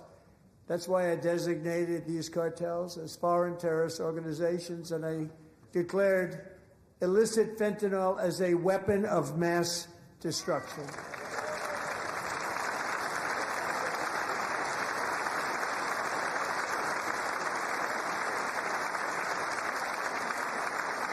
And with our new military campaign, we have stopped record amounts of drugs coming into our country and virtually stopped it completely coming in by water or sea. You probably noticed that. We very seriously damaged their fishing industry also. Nobody wants to go fishing anymore. We've also taken down one of the most sinister cartel kingpins of all. You saw that yesterday. In January,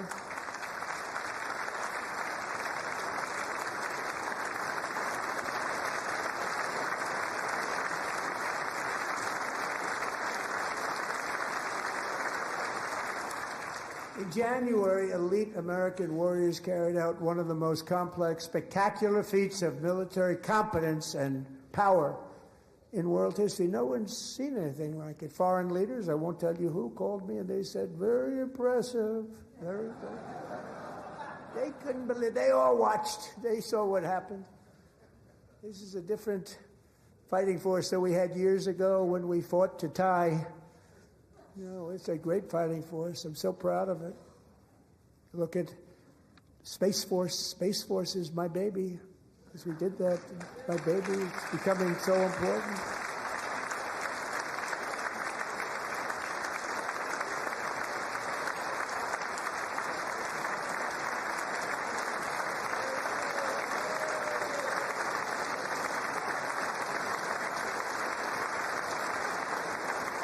And America's armed forces overwhelmed all defenses and utterly defeated an enemy, good fighters, to end the reign of outlawed dictator Nicolas Maduro and bring him to face American justice.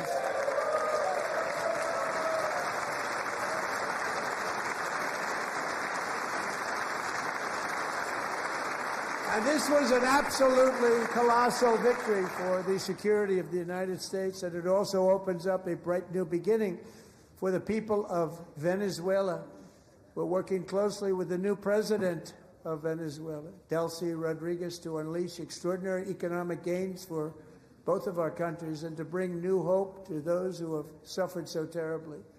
They really did suffer. With us tonight is Alejandro Gonzalez. She grew up in a tight-knit Venezuelan family and was especially close to her beloved uncle Enrique. But after Enrique ran for office and opposed Maduro, he was kidnapped by Maduro's security forces and thrown into the regime's really infamous prison in Caracas. Alejandro feared she would never see her uncle again. She feared for her own life also. But since the raid, we have worked with the new leadership, and they have ordered the closure of that vile prison and released hundreds of political prisoners already, with more to come. Alejandro, I'm pleased to inform you that not only has your uncle been released, but he is here tonight. We brought him over to celebrate his freedom with you in person. Enrique, please come down.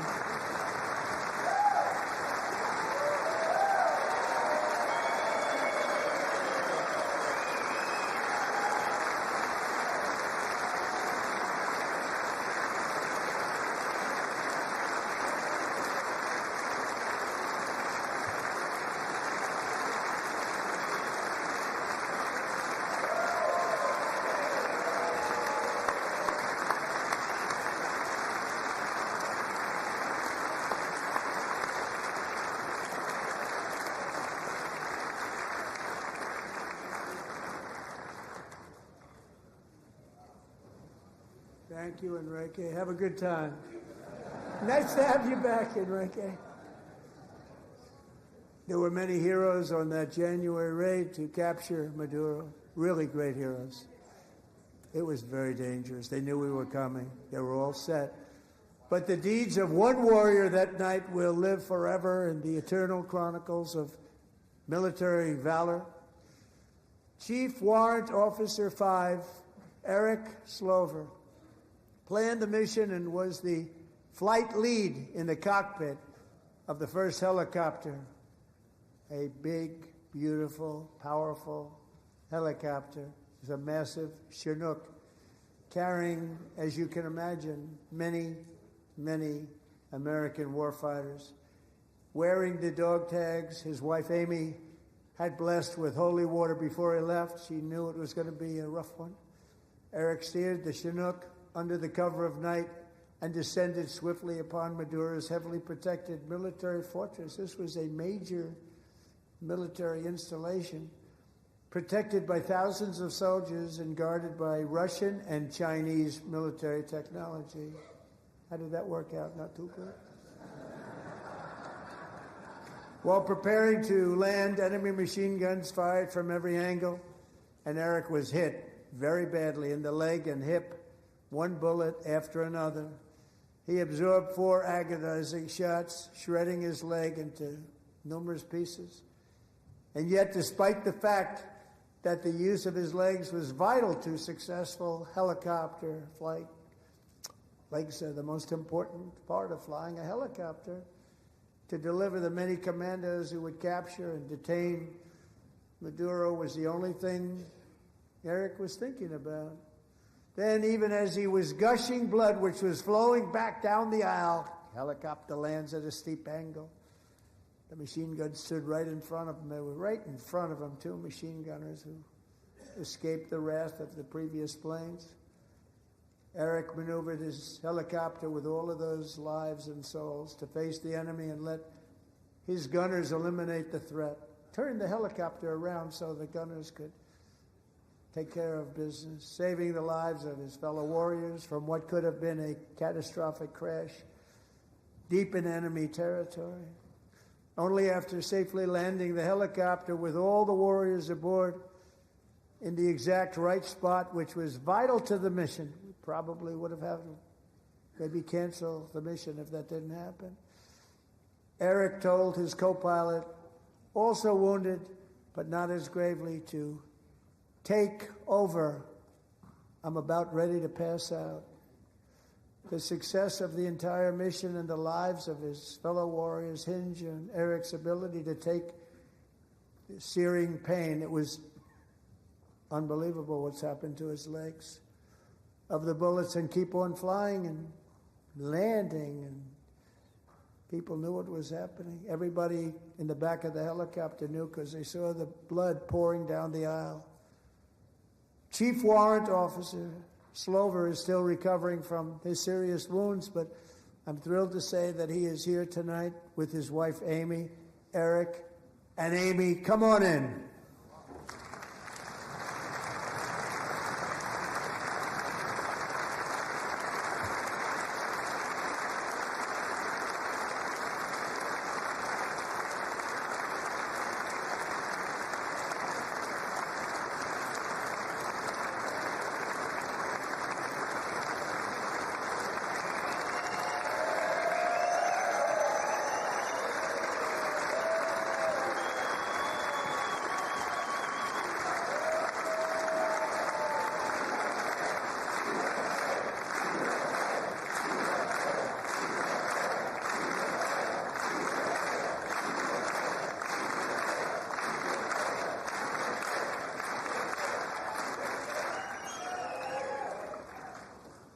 So we have a surprise for Eric and Amy.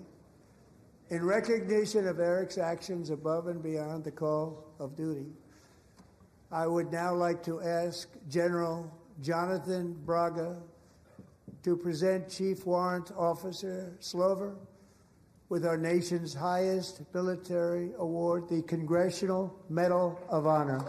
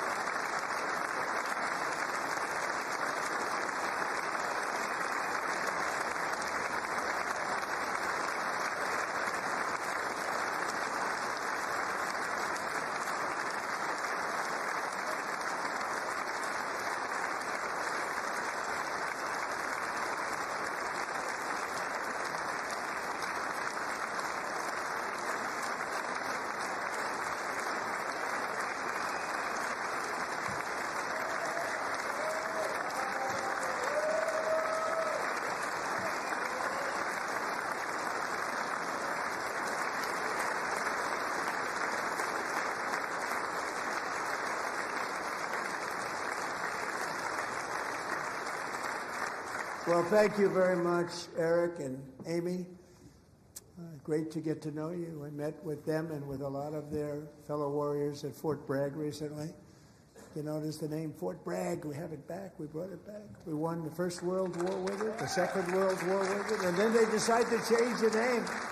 So we changed it back. Everybody wanted to change back, too. And 10 of Eric's fellow warriors from that incredible night of victory will also be receiving medals at a private ceremony that will soon be held at the White House. And Eric will be there. Thank you.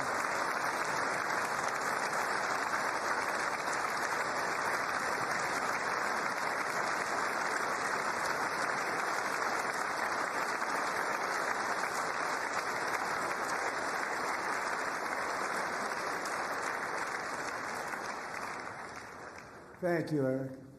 That's a big one. Tonight we've celebrated many truly extraordinary American patriots, but there is one last living legend to honor before we go. He is one more heroic American aviator, Navy fighter pilot. Royce Williams served in World War II, Korea, Vietnam, flying more than 220 missions. In the skies over Korea in 1952, Royce was in the dogfight of a lifetime, legendary dogfight. Flying through blizzard conditions, his squadron was ambushed by 7 Soviet fighter planes. It was his first aerial combat of the war, and despite being massively outnumbered and outgunned, Royce led the takedown of 4 enemy jets and almost destroyed the others, vanquishing his adversaries while taking 263 bullets to his own plane and being seriously hurt. His story was secret for over 50 years. He didn't even want to tell his wife, but the legend grew and grew.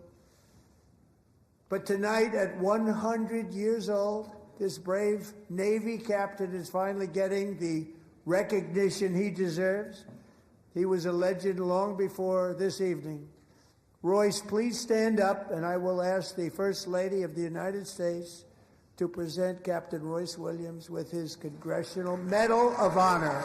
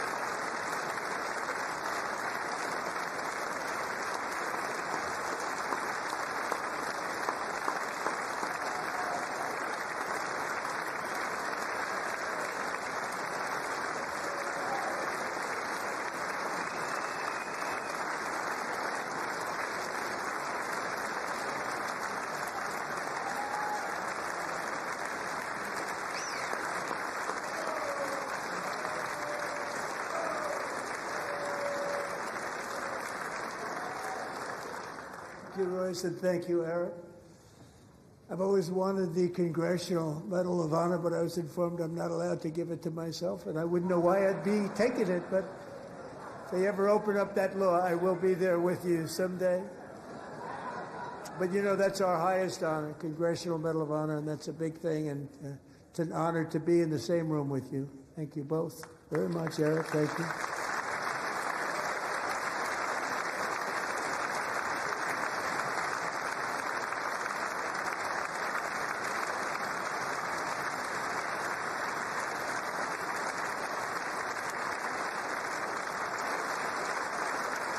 Thank you. 250 years is a long time in the life of a nation, but in another sense, it's really a mere moment in the eye of history. Two of the gentlemen we met in the gallery this evening took their first breaths 1 century ago, 100 years before that, on July 4th, 1826, the author of the Declaration of Independence, brilliant, Thomas Jefferson, drew his last breath. Just a single long human lifespan separates the giants who declared and won our independence from the heroes who stand among us tonight. Everything our nation has done, everything we have achieved, has been the work of those few great lifetimes. In those brief chapters, Americans built this nation from 13 humble colonies into the pinnacle of human civilization and human freedom, the strongest, wealthiest, most powerful, most successful nation in all of history. Americans ventured out across the daunting and dangerous continent. We carved paths through an unforgiving wilderness, settled a boundless frontier, and tamed the beautiful but very, very dangerous Wild West. From empty marshes and wide open plains, we raised up the world's greatest cities. Together we mastered the world's mightiest industries and shattered history's monstrous tyrannies. And we liberated millions from the chains of fascism, communism, oppression, and terror. Americans lifted humanity into the skies on the wings of aluminum and steel. And then we launched mankind into the stars on rockets powered by sheer American will and unyielding American pride. We wired the globe with our ingenuity. We captivated the planet with American culture.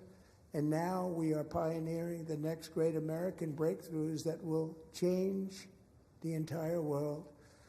All of this and so much more is the enduring legacy, unmatched glory of the hardworking patriots who built and defended this country and who still carry the hopes and freedoms on all of humanity's backs. For years they were forgotten, betrayed, and cast aside. But that great betrayal is over, and they will never be forgotten again. Because when the world needs courage, daring, vision, and inspiration, it is still turning to America. And when God needs a nation to work his miracles, he knows exactly who to ask. There is no challenge Americans cannot overcome, no frontier too vast for us to conquer, no dream too bold for us to chase, no horizon too distant for us to claim.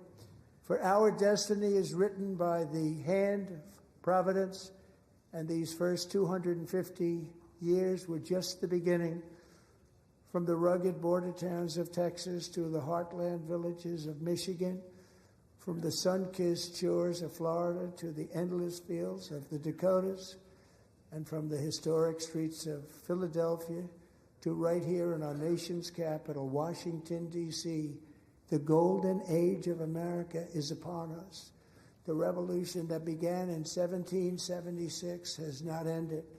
It still continues because the flame of liberty and independence still burns in the heart of every American patriot. And our future will be bigger, better, brighter, bolder, and more glorious than ever before. Thank you, God bless you, and God bless America.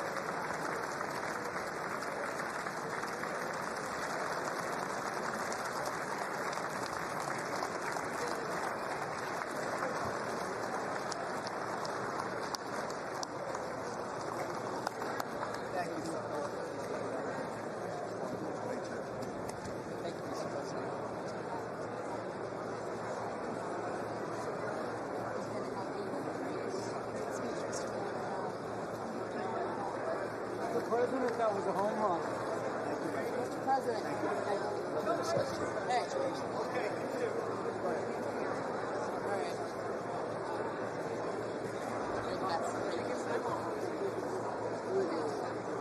Good job. Thank you. Thank you.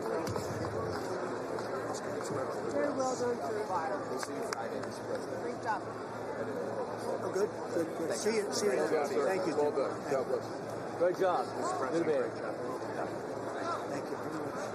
Excellent speech, Mr. President. Absolutely. Thank you. Mr. President. That's Mr. President. Thank you. That's average. He's the president. Oh, thanks. Thank you. Where you going, man? One of the best One of the best. I'm so proud of yourself. Thank you for honoring those veterans. Luger. Good. I think you should take the rest of the day off. I think we have to. We're going to have to. Thank you. All right, guys. You killed it. Thank you, Virginia. Best speech with the president. It was amazing. It really was. Home run. Really a grand slam. America loves you, Loss. Thank you. It was amazing. America loves you. Oh, look at this guy. I like that guy. I want that tie. Give me that tie. Thank you.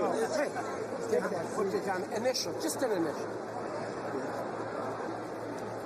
Thank you, Bob. I like that tie. Thank you. Excellent. Thank you, everybody. Mr. President, outstanding speech, sir. Mr. President. You did good. They love the insider trading stuff. Great guy. How's he doing? He's a youngster. He fell asleep a couple times. You did amazing. You really did. Great speech. Proud of you. Great job, Mr. President. Thanks for your leadership. Mr. President, well done. God bless you. God bless you, sir. Thank you, fellas. No best speech yet. Fantastic. That's a big statement coming from you guys. Incredible. Great job. Yes, sir. Love the finish. Home run here. Great job. Thank you, everybody. Great job. Great. Thank you. Thank you, everybody. That was the best speech. No, thank you very much. Really, the best ever?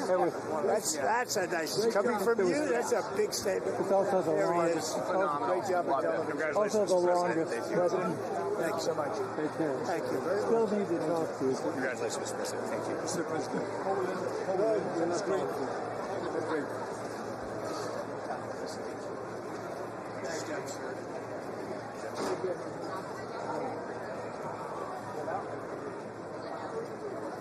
Yeah.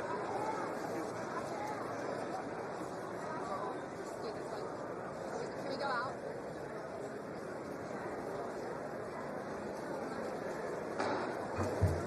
The chair declares the joint session of the two houses now dissolved.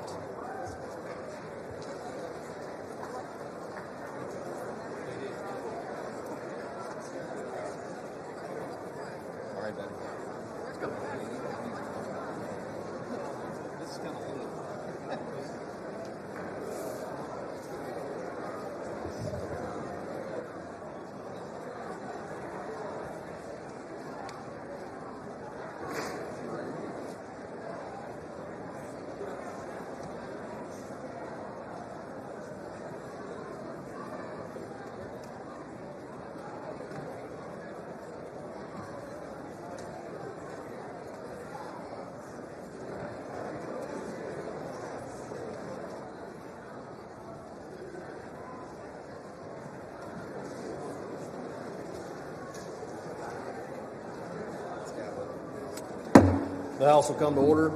For what purpose does the gentleman from Louisiana seek recognition? Mr. Speaker, I move that the message of the President be referred to the Committee of the Whole on the State of the Union and Board of Affairs. Without objection. Does the gentleman from Louisiana have a motion? Mr. Speaker, I also move that the House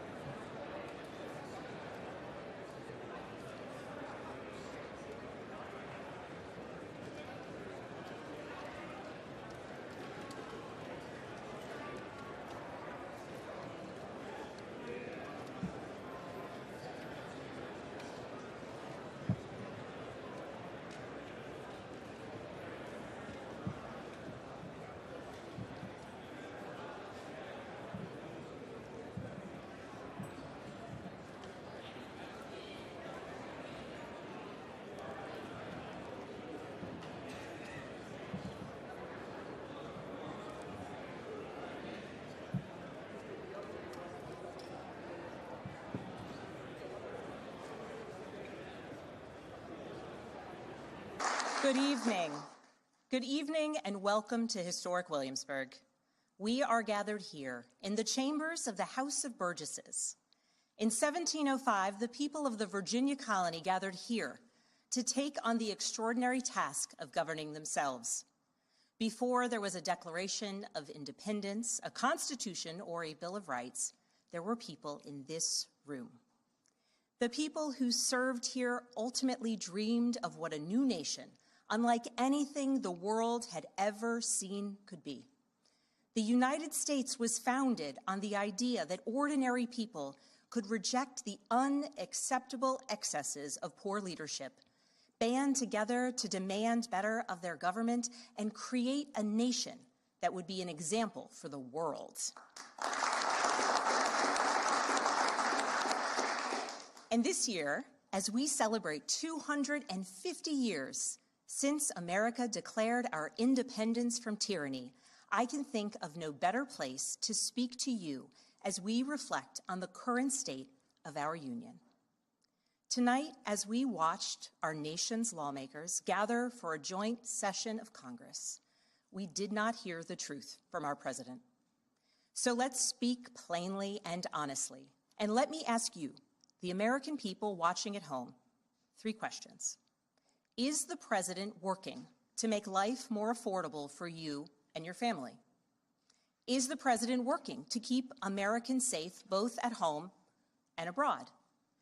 Is the president working for you? As I campaigned for governor last year, I traveled to every corner of Virginia, and I heard the same pressing concern everywhere. Costs are too high in housing, healthcare, energy, and childcare. And I know these same conversations are being had all across this country. Because since this president took office last year, his reckless trade policies have forced American families to pay more than $1,700 each in tariff costs. Small businesses have suffered, farmers have suffered, some losing entire markets. Everyday Americans are paying the price. And even though the Supreme Court struck these tariffs down 4 days ago, the damage to us, the American people, has already been done. Meanwhile, the president is planning for new tariffs, another massive tax hike on you and your family. And Republicans in Congress, they remain unwilling to assert their constitutional authority to stop him. They're making your life harder. They're making your life more expensive. They're even making it more difficult to see a doctor. Rural health clinics in Virginia and across the country are already closing their doors thanks to the so-called One Big Beautiful Bill, championed by the president and Republicans in Congress. And tonight, the president celebrated this law, the one threatening rural hospitals, stripping health care from millions of Americans and driving up costs in energy and housing, all while cutting food programs for hungry kids.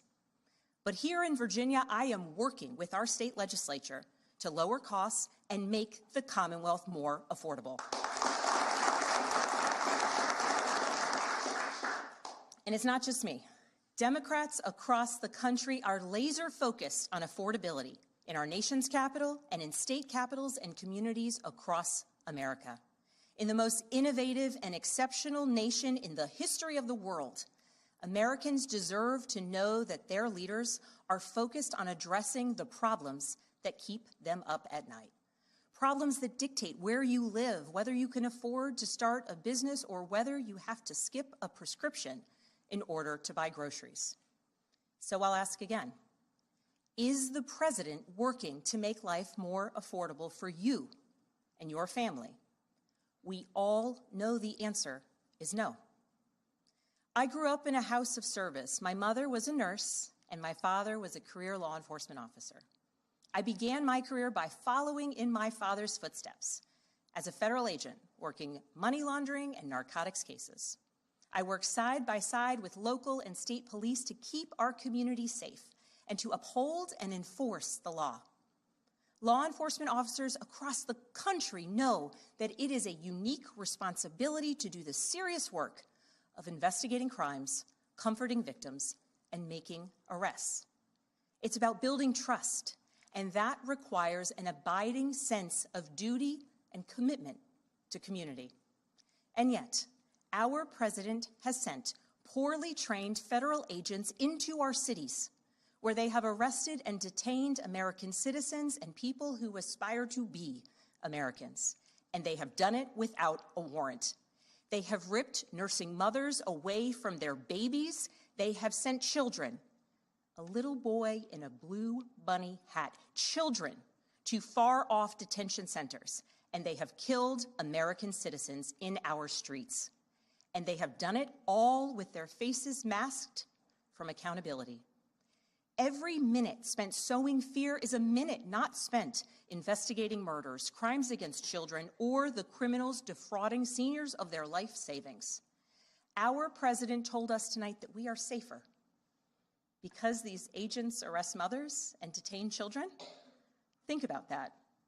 Our broken immigration system is something to be fixed, not an excuse for unaccountable agents to terrorize our communities.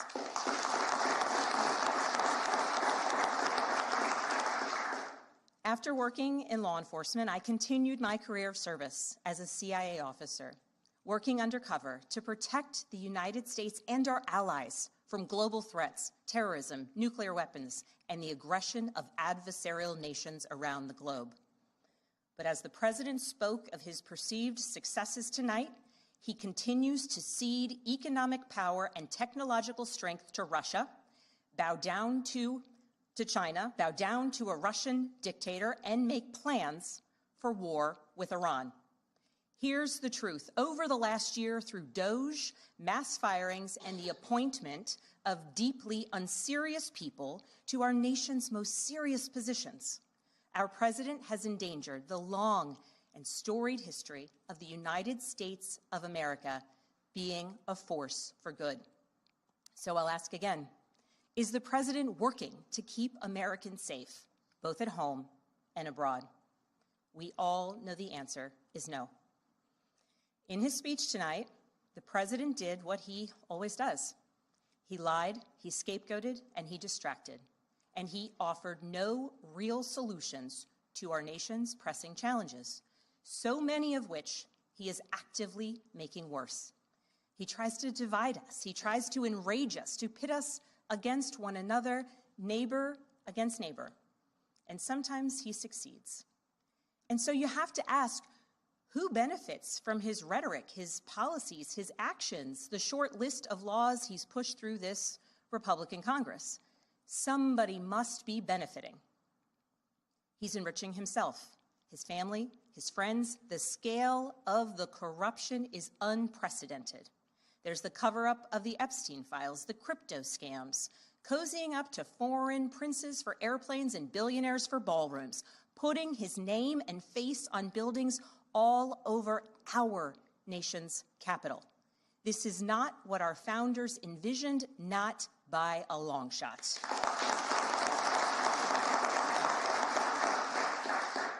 So I'll ask again, is the president working for you? We all know the answer is no. But here's the special thing about America. On our 250th anniversary, we know better than any nation what is possible when ordinary citizens, like those who once dreamed right here in this room, reject the unacceptable and demand more of their government. We see it in the determination of students organizing school walkouts all across the country, whose voices are becoming so powerful that the governor of Texas seeks to silence them. We see it in the bravery of Americans in Minnesota standing up for their communities, from peacefully protesting in sub-zero temperatures to carpooling children to school so that their immigrant parents are not ripped away from them in the parking lot. As a mother of 3 school-aged daughters, I am inspired by their bravery, but I am sickened that it is necessary.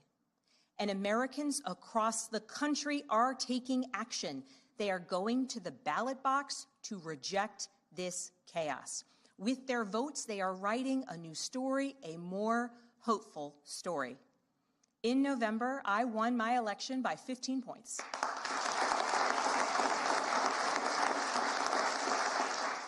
And we won 13 new seats in our state legislature. Because voters decided they wanted something different. Our campaign earned votes from Democrats, Republicans, independents, and everyone in between. Because they knew as citizens they could demand more, that they could vote for what they believe matters, and that they didn't need to be constrained by a party or political affiliation. This is happening across the country. New Jersey elected Mikey Sherrill as governor in a double-digit victory. Democrats flipped state legislative seats in places like Georgia, Iowa, Mississippi, and Texas. The list goes on and on. Ordinary Americans are stepping up to run in the spirit of our forefathers. They are running to demand more and to do more for their neighbors and communities. I know this story well. I first ran for office in 2018 alongside dozens of other Democrats who did the seemingly impossible, flipping 41 seats in Congress. In my case, I was the first Democrat elected in 50 years, swinging our district 17 points. Those who are stepping up now to run will win in November because Americans, you at home, know you can demand more and that we are working to lower costs. We are working to keep our communities and our country safe, and we are working for you.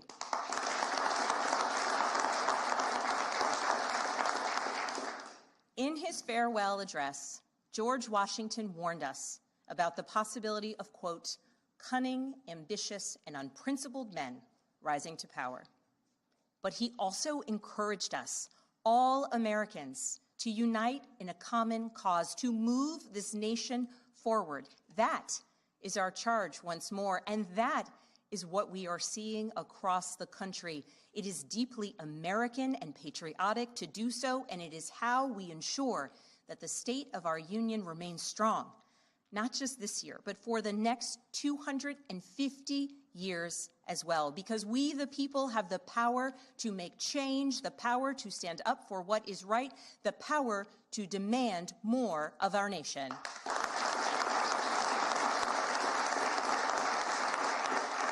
May God bless the Commonwealth of Virginia, and may God bless the United States of America.